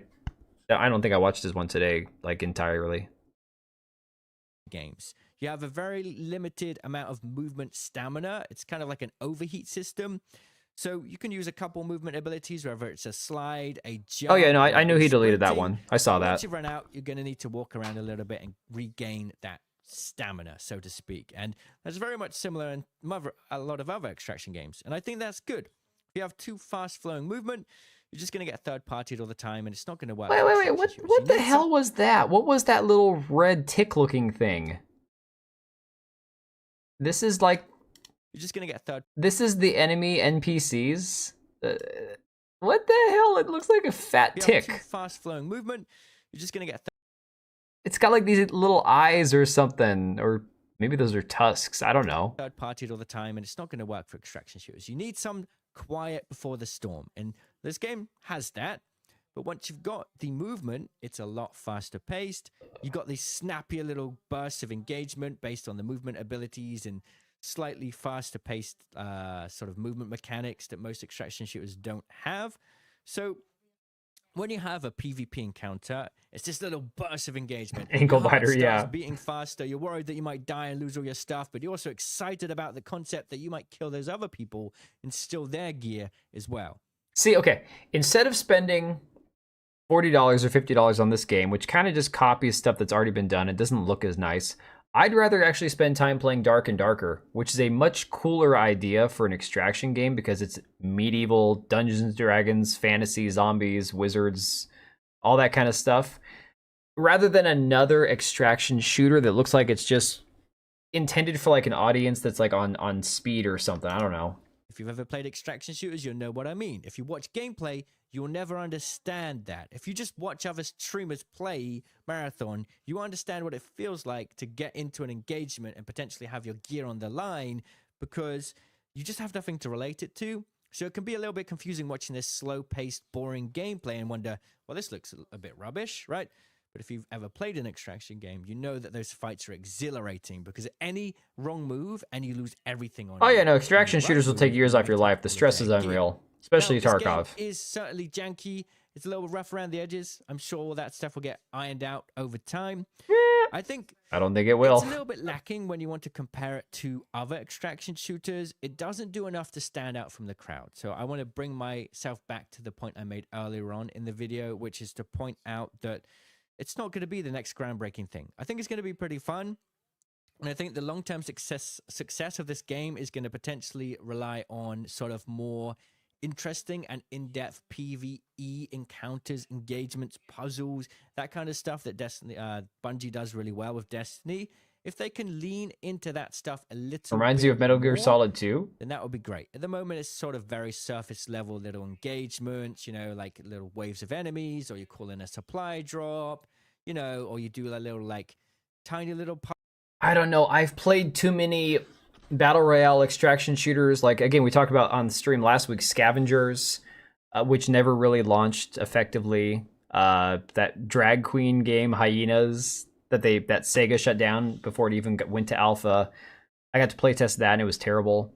The Cycle Frontier, which again was a good extraction shooter, was a good idea, better than this, at least from what I've seen, and it got shut down. I don't know. Puzzle where you have to match the numbers on. Mari is busy with life. Helena, which one's Helena? Am I thinking of the wrong name of somebody? No, Mari, she actually put in her Discord today that she's been studying for a bunch of different exams and stuff, so she's like apparently cramming 24/7. So she's really busy. On a terminal, it's very simple stuff, really. So those are my thoughts. If you like extraction shooter games, you will like Marathon. There's no doubt about it. It may not be your favorite extraction shooter game. It may end up being your favorite because it's a little bit faster paced. So if you like extraction shooters, but you like the movement of, say... Now, it reminds me a bit of Apex, but the thing about Apex that is really annoying is the freaking recoil pattern on the weapons is the worst. It's absolutely terrible. No, so I was thinking about it too. This game, personally, like... there's another game that I was thinking of that was probably better than this. So Call of Duty, even as much as I rag on Call of Duty as a franchise now because it's just in such a bad spot, bad position that they're in, the DMZ extraction mode for Warzone is actually pretty decent too. So there's plenty of other extraction games for free people can play without playing this. Apex Legends, then you'll like this. If you don't like extraction shooters, you're not going to like this. If you've never played an extraction shooter before, this is a good entry into the series. It's a little bit more casual when it comes to gameplay. You know, you still lose did Exo Primal get shut down? I can't remember. Was Exo Primal also an extraction shooter? Oh, that's funny. I didn't know that. I never played it. Warzone was a good Call of Duty for the record. I played a lot of Warzone. I enjoyed it when it came out a few years back. And then when they added the DMZ mod, I played it a bit. But at that point, I was on to other games and stuff. And Call of Duty's more fun with friends. Your stuff, right? But it's a little bit more casual. And you'll see in the gameplay how, like, someone who's experienced like me with a lot of shooter games, you can kill people pretty quickly and move around in quite fun ways. So I want to just showcase a gameplay where I go in solo, we squad wipe a whole team. If you know what extraction shooters are, you can probably feel how tense I was at certain moments. It's pretty fun. So if you want a further look at what Marathon's all about, let's get into that action now. Oh, there's people here. There's people here. Oh, I hated Plunder. I couldn't stand Plunder. That's my least favorite mode. No, Plunder was my least favorite. Extraction shooters have there's different ways of looking at it, but typically, yes. So Escape from Tarkov is like the pinnacle of extraction shooters. You go in, there's enemy NPCs and there's enemy players, okay? Within that, you're trying to do side quests for different NPCs from your main menu, from your lobby, right? So you take contracts, you got missions, you're trying to get out with accomplishing your missions, killing other players, getting out with good loot that you can sell for money to the merchants, all this other stuff. So different extraction shooters are going to have a different emphasis on different activities within each round. But the idea is you're trying to get out of the match with accomplishing whatever goal you went in there with, leaving with whatever gear you found, and of course killing or wiping out as many NPCs or other players as possible without them killing you and taking your stuff. Because the thing about all extraction shooters, you lose whatever you take into the match with you, right? So if you die with your best gear on you, somebody else is going to take that gear and you're not going to have it later on. Me and my mates, we love Plunder, hated everything else. See, I love doing like quads. Quads, Battle Royale for Warzone was the best. Because I had a couple buddies, there was 4 of us total. And I think we might have won one match of Warzone. And we were just such an odd group. But it was a lot of fun back in the day. So yeah, Susano, the idea behind extraction shooters is that they're, like Escape from Tarkov, like I said, is by far the sweatiest, probably the one that has the most hackers, the most cheaters. It's not a pleasant experience for a lot of people.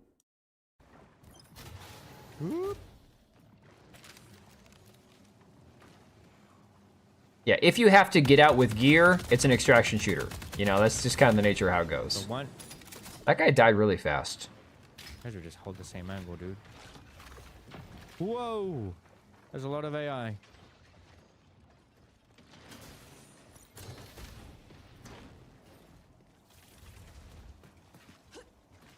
Oh, literally about extracting targets? No. So extraction shooters are, again, these NPCs, like I said, they look like the robots from Titanfall. The little, like, human-sized ones. I'm trying to steal that guy's loot. I think he had a double shield. Or maybe I'm just even a gonna go ahead triple and with mute blue. this so we can talk. Where's the mute button at? There we go.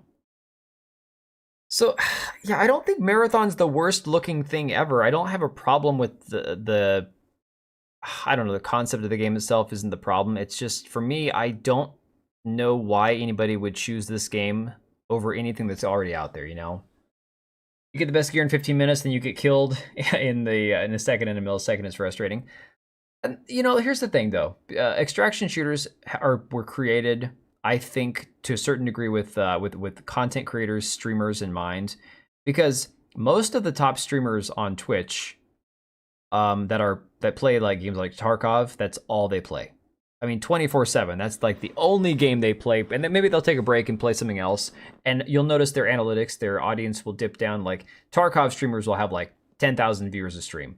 They'll play something else for a stream. It'll dip down to like 5,000 viewers, and then of course it'll bump back up when they go back to Tarkov. So there's an audience for extraction shooters in the not so much esports, but like again the content creator side of things. But then as somebody who's more of a casual gamer, you go and you try to play an extraction shooter casually without friends, without, you know, people to play with, and you get completely destroyed. This game might appeal more to people that are more casual than games like Tarkov that are much more hardcore. But again, I don't know. It depends. Once something gets flooded with enough sweaty people playing it, nothing is casual anymore. Anthem could have an extraction shooter mode, and Fortnite could have team battles. Yeah. Right, but Susano, the thing is, do you lose gear though? Because if you don't risk losing anything, if you don't extract, you just fail the mission and you restart, then it's not the same kind of extraction shooter.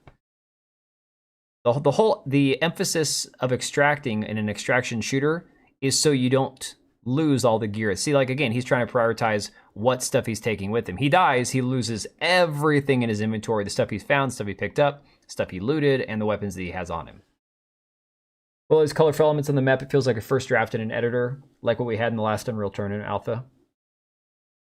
Hunt Showdown was decent solo with enough traps and sneak attacks. I did Hunt Showdown I probably played that game total like 5 or 6 hours, because I played that game scared, playing by myself. The thing about Hunt Showdown is just like Tarkov, but it's like Tarkov on steroids. Any NPC can kill you, but holy crap, Hunt Showdown is like 90% NPCs, 10% other players. What you're on about isn't called an extraction shooter. That's why you're asking. Yeah. So, I mean, any game that you have to survive to get out of the match and to take your stuff with you is an extraction game. So, again, that's fair. I'm just saying that these are much more oriented to be far more PvP heavy, and to create that sense of intensity, that dread of dying, because you don't want to lose your stuff. Wanted to love Hunt Showdown, but they just had to mess with the sound system. For me, every sound was as if I had water in my ears all the time. Yeah, there was something with that. Actually, I remember the last time I played it, the sound was really funky. Maybe that's what that was. The last one you tried looked better than this? Which one did you try? Because I have a handful of extraction shooters that I never play. Oh, here's the androgynous man. I think that's a male character on the ground there. I'm not sure, to be honest. Somebody else pointed out that, again, calling the heroes in this game runners is incredibly generic sounding. It's kind of like any other game where it's like, okay, we need a term to use for all of our heroes, our legends in the game, right? We're just going to call them runners. That sounds good. Running sounds fun. It's fast. It's athletic, right? So we're just going to call them runners. That'll work. I don't know. And again, it's because the game's called Marathon. I get it. It's a play on words, sure. I just don't know that that's going to really have the gravitas, like the emphasis, the impact to make people want to play the game. And again, at the end of the day, we've talked about this before with things like, they got the runs, man. At the end of the day, whether people think this game is woke, or whether they think that the characters are androgynous, or it's the non-binary stuff, okay. We've seen with certain games that have been labeled woke or not woke. It doesn't matter at the end of the day if the game is good, because most of the time, a good game, despite woke elements, is going to succeed, right?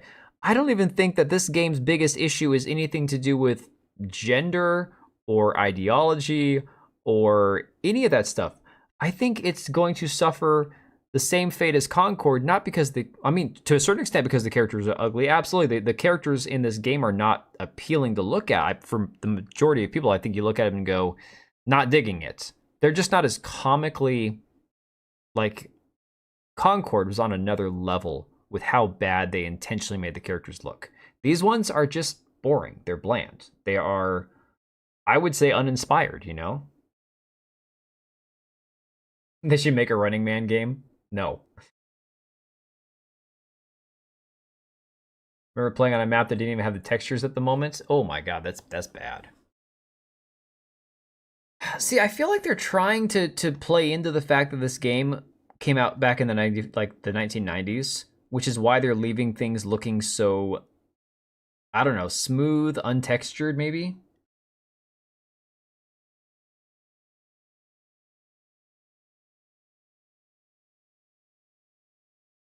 Yeah, I really wanted to like Hunt Showdown. And I think if I played it with somebody else, Hunt Showdown could be a very cool game to play. The problem with extraction shooters for somebody like me is I can dedicate, like, okay, at the end of the night, I go to bed, or I get done with the video.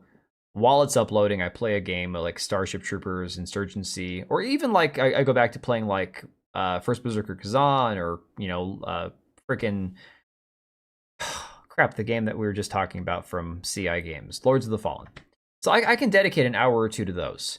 Just dedicating an hour or two every few nights of the week to an extraction shooter, you're never going to get good enough to compete with the people playing the game. There's no such thing in my mind as a casual extraction shooter. It just doesn't exist. So extraction shooters are already, in my opinion, a very small niche audience where most people go, yeah, that just doesn't look like it's for me. I don't want to, you know, spend all my time playing one game to get good at it. All these negatives coalesce into one great vortex of suck. I kind of feel that Black Cat, honestly, that's just kind of how I feel about it. And people would say, oh, you're just being negative. Why are you hating on a game? I'm being honest and objective about it. You know, can't compete with the sweat nerd 100%. I can't. I don't have the time. Like, even, let's say tomorrow, my channel magically goes from 11,000 subs to 500,000, and we're getting 2,000 viewers a stream, and we're getting $500 in super chats a stream, and I can now quit my job and play, you know, video games for a living.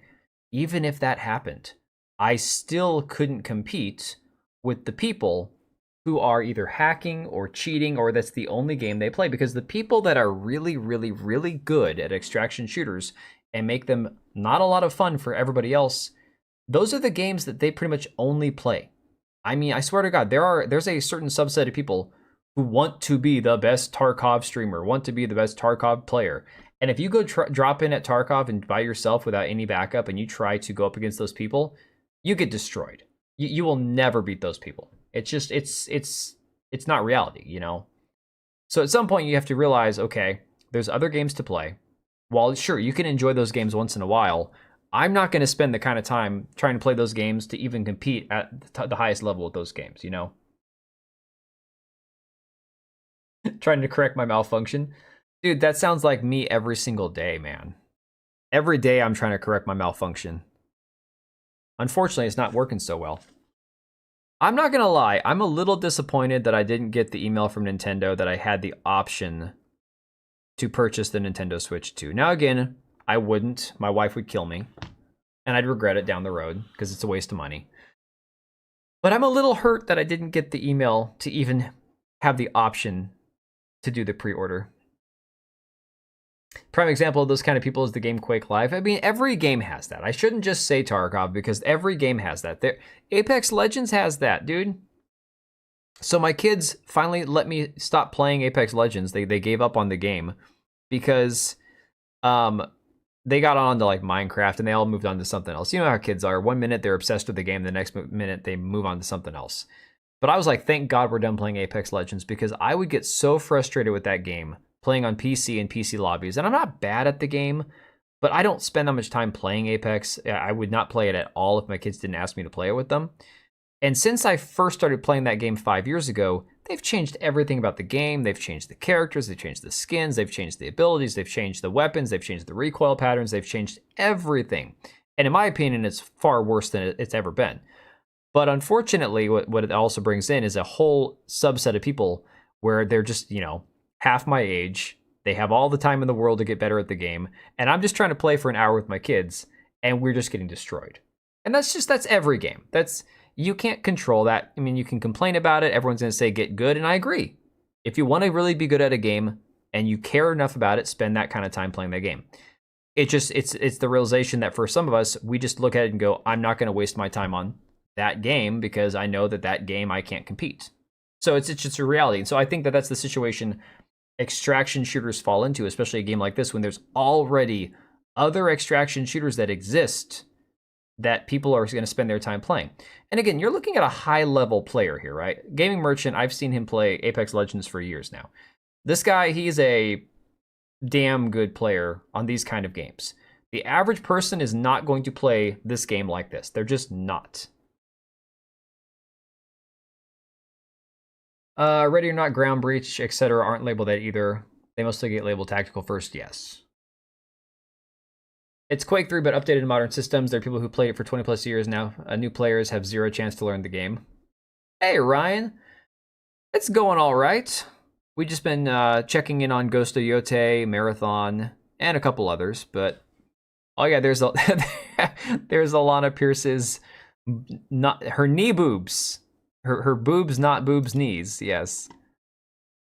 Yes, I don't know. It's just, I think personally, this is from Jack Frags on YouTube here. This is his video. Got 4 hours of footage.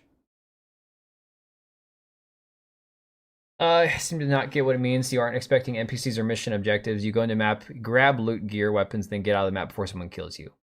Well, and yeah, Navernum, that's the thing too. It's not just that. You have to take weapons from your inventory with you, and if you die, you lose those from your standing inventory in the game. And once those are gone forever.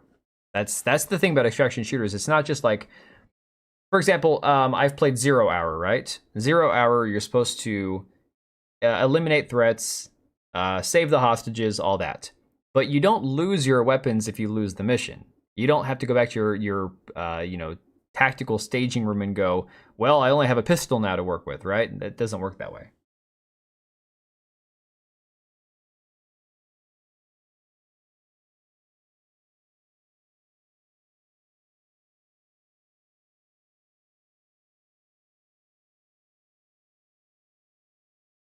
Are you holding up through voting time? Voting time? Oh, is there some big election going on in the world? I haven't been paying too much attention to it. Honestly, guys, like I normally watch Lotus Eaters a few times a week because I like to stay, aware of what's going on in the world. I haven't even been paying attention at all. Like, I've been so burned out on politics, it's not even funny. You lose your loot in Marathon? I would assume so, Ryan, because it is an extraction shooter, so I would assume that you lose your loot, but maybe not. Maybe each hero is relegated to using a certain type of weapon. I don't know if you can change your weapon. I have no idea. I have no idea about the weapon choices here. Let's go back to where before or right after this person extracted, right? So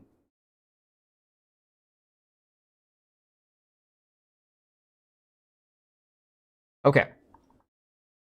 Nope, you can select your weapon. So yes, you do lose your loadout because each of these has a value on it and they're choosing their loadout here. All right.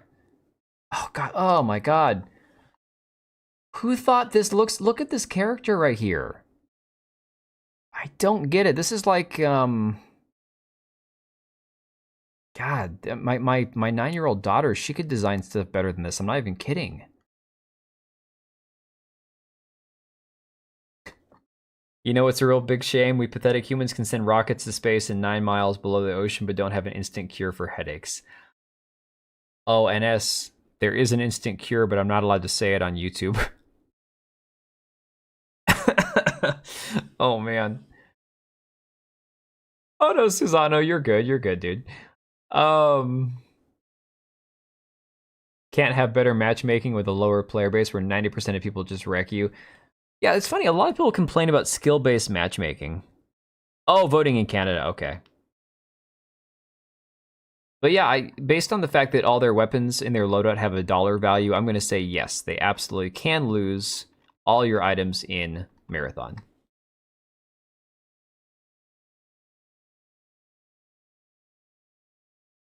The bots are either too weak or too strong. A quick through the nightmare bots even shit talk to you in the game in-game chat. Holy crap. I mean, this is the game that they're calling Marathon.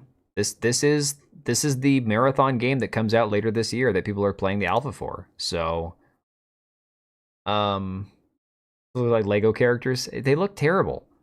I don't have like any past history with the Apple Macintosh, 1994 Marathon game. Never played it. The only game I played on a Mac was probably, I think, Oregon Trail. I don't know. But yeah, this just doesn't look good. I don't know why anybody would choose to play this over another extraction shooter. Like I said, maybe if this one was a little more casual, easier to get in and out of matches on, fair enough, fine. Need to do the thing men do where they want to make themselves happy to divert blood flow from my cranium to down somewhere else. I am not gonna try to titillate you, man, to relieve your headache. I am sorry. I wish I wish you well, and I hope your headache goes away soon. But I'm not gonna try to make you. No, not happening. You can just suffer with a little limp noodle and a headache, man. So a shitty version of Apex where you lose your shit and you pay $40, $50 to enter. Yes. I mean, I said before, this game looks like a first-person Fortnite meets Apex meets the Cycle Frontier. It's like a combination of all those things. Because again, hero shooter in the Apex side of things, where each character has their own abilities. You can't customize your character. They're set with the way that they, look and the options for movement and stuff that they have. So at least with an extraction shooter like Tarkov or, well, not Hunt Showdown, because Hunt Showdown you play based on the character you're using. So I guess that is more like a hero shooter in that respect. But with Escape from Tarkov, your character levels up as you progress through the game. You can train different attributes, like try to increase your healing and your like metabolism and stuff, sneaking, all that based on your gameplay in Tarkov. Whereas this, it's, you go in with a certain skill set, certain ability, because you're a certain hero, and all the heroes look the same, just like in Apex. With the art design of Concord forced painfully up his arse. I mean, it's just not good. Wish someone to buy Blacklight Retribution rights and bring it back. The game looked good and played good. Unlike this plastic mess, yeah. Wonder if these developers talk to each other or not. No, here's the thing, dude. And I called this out in my video talking about Marathon, and one of the producers saying, "Don't give me any feedback on here. I'll block you if you give feedback on the game here," on his Blue Sky account. The whole toxic positivity thing in the video game industry is unfortunately a very real thing. Not enough people are looking at things with a critical eye or looking through a critical enough lens to be harsh. Like, there's ways. I was telling my son earlier today, because he had to go to work with me. My wife was helping me out because I really had a long day. Like, I got to get up early and go back to work again, like super early tomorrow, because I'm going to have another long ass day. Like, I'm stressed out just thinking about my day tomorrow, right? So my wife went with me to work to help me out. Kids came with us. My oldest son, he hates it. He hates going to work because he's bored. I was telling my wife, I don't remember the last time I was bored in my entire life. Like, as a adult, parent, business owner, with a million other hobbies and things to do, I have no time to be bored because I don't have time to do the things I want to do. So at the same time, all right, Oblivion, you have a good night. I'm going to be done on here soon anyways. At the same time, it's like, he says, well, I don't want to say what I'm thinking because you'll be mad at me. And I'm like, well, say it. But I told him, the thing about being honest is there's a way to do it tactfully with couth, and then there's a way of being brutally honest where it's just not going to help but piss people off. I'm like, you need to be honest, but do it as tactfully as possible. This is something nobody has, apparently, in the video game industry, is very, like, even the most tactful way of being honest about criticism, about things that need to be looked at objectively. It just seems that nobody's willing to say, maybe these are bad decisions that are being made, you know? Oh, thanks, Oblivion, man. I will survive, just like Gloria Gaynor, but it's going to be a rough day. And then most likely have 10 DLC and crap tons of microtransactions later, introduce pay to win, cop the lashback after making money off it, then give out some crappy items as compensation. Yes. Anyone else see Tim Pools in the White House was given the first question for the day and gave Carolyn a softball, which she hit out of the park? I'm not surprised, man. There are some Concord devs in this project too. Oh, I think I heard something about that, right? This is the alpha, Susano, but the game releases in September, so they don't have a whole lot of time. You just bought 2 Switch 2s. Anybody else got any? Dude, I signed up for the official Nintendo pre-order queue just to see if I could even get in it to have an option. No, I did not get an email from Nintendo, so I wasn't able to get the bundle. Which, to be fair, I shouldn't be spending the money on it. I don't have the money. The wife would kill me. And like I was saying at the beginning of the stream, I don't have any birthdays or, like, Christmas is 6 months down the road from June. So I'd have to just kind of sit on that for 6 months. So how'd you get 2 Switch 2s? They don't limit it?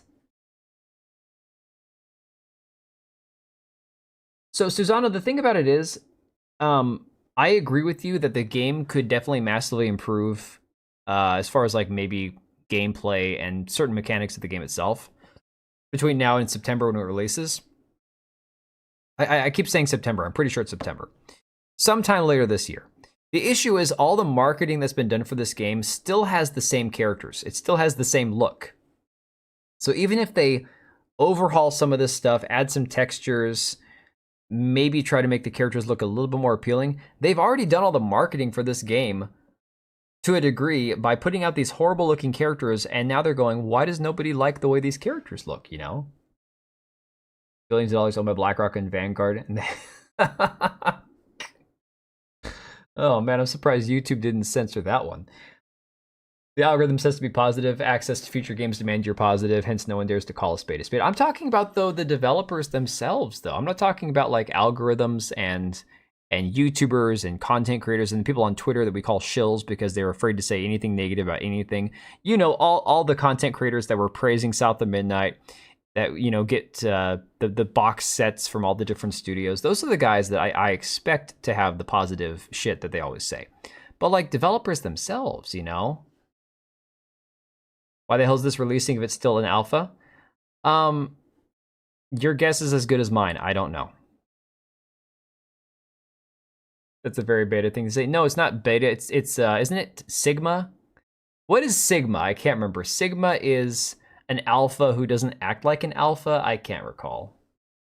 You got one from Target and another from Walmart. That's crazy.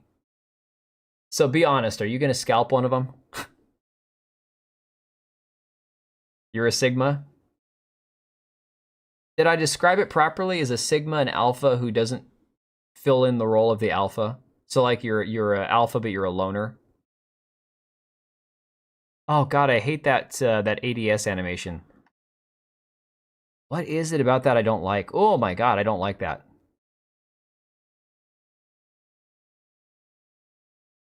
Am I crazy? Am I the only one who has an issue with that animation? Not a fan of that at all.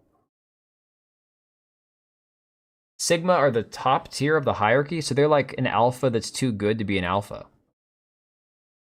Interesting. I don't know, guys. I'm gonna wrap things up, though. I think we've seen about as much of the alpha as we could possibly need to see. This is just... yeah, uninspired. I would just say we've seen so much of this time and time again that there's just really nothing, no reason that I would even, like, look into playing this game. I just wouldn't. I don't know. You don't like the weird rectangle floating in the middle from the side? Yeah, I don't like that either. I still don't know how to scalp because I can't be bothered to figure out how to use eBay or Facebook Marketplace. You're probably just going to give it to family or return them. Fair enough. I mean, family, that'd be a good gift, though. Nothing wrong with that. It's noise that the cat that coined the term regrets because that isn't actually a valid theory. Oh, interesting. Being alpha is compensation for your insecurity. Being sigma is actual competence. Ooh, that's deep. I like that. That is very good. Okay. All right, guys. Thanks for hanging. Lucia, thanks for the super chats. Appreciate you, buddy. All of the rest of you guys, I appreciate everyone for hanging out. Yeah, I didn't have a guest this tonight. I really wanted to. I was hoping that my son would want to stream something. But he and I, neither one of us, we've had a long week. Again, like getting back into baseball, plus my kids being sick last week, a lot of mental exhaustion. So, see skinny weebs. All right, guys, take it easy. I'll be back on Friday night. Maybe Friday. My kids actually my son and my daughter both have late games on Friday night. So I should be home by about 9:15. I might be able to get on by 9:30, 9:40. We'll stream something, just play maybe more Oblivion Remaster, or maybe we'll do more Lords of the Fallen on stream on Friday night. Get back to some of these games. Or maybe we'll get back to Black Myth Wukong. I don't know. I have no idea. Lift heavy rocks, yes. Thanks, guys. Appreciate y'all hanging out. Even though that one guy called somebody an incel. But hey, I think he chilled out afterwards, which is pretty cool. And let's be fair. I find it funny when people use the word incel. It's like a lot of times, especially when I've been called an incel, it's like, y'all, I got 3 kids. My oldest kid is going to be a giant. He's taller than I am already, practically. It's like, don't even start with this incel stuff. Like, come on. You could take that shit somewhere else. I may be short, but I've succeeded at many things. One of them is not being an incel. Thanks, Hook. Thanks, Ryan. Thank you, Fight Me Financially, Sally, Sam, Lugia, Susano, NS, Avernum, John, Oblivion, although he left already. Black Cat, of course. Who else did I not mention? I think I got everybody who's been here. Sam Jackson. Not the Samuel Jackson, but Sam Jackson. Still good. Nothing is involuntary about my singleness. Hey, as long as you're okay with it, that's all that matters. All right, guys. I'm going to peace out. Take it easy. I will catch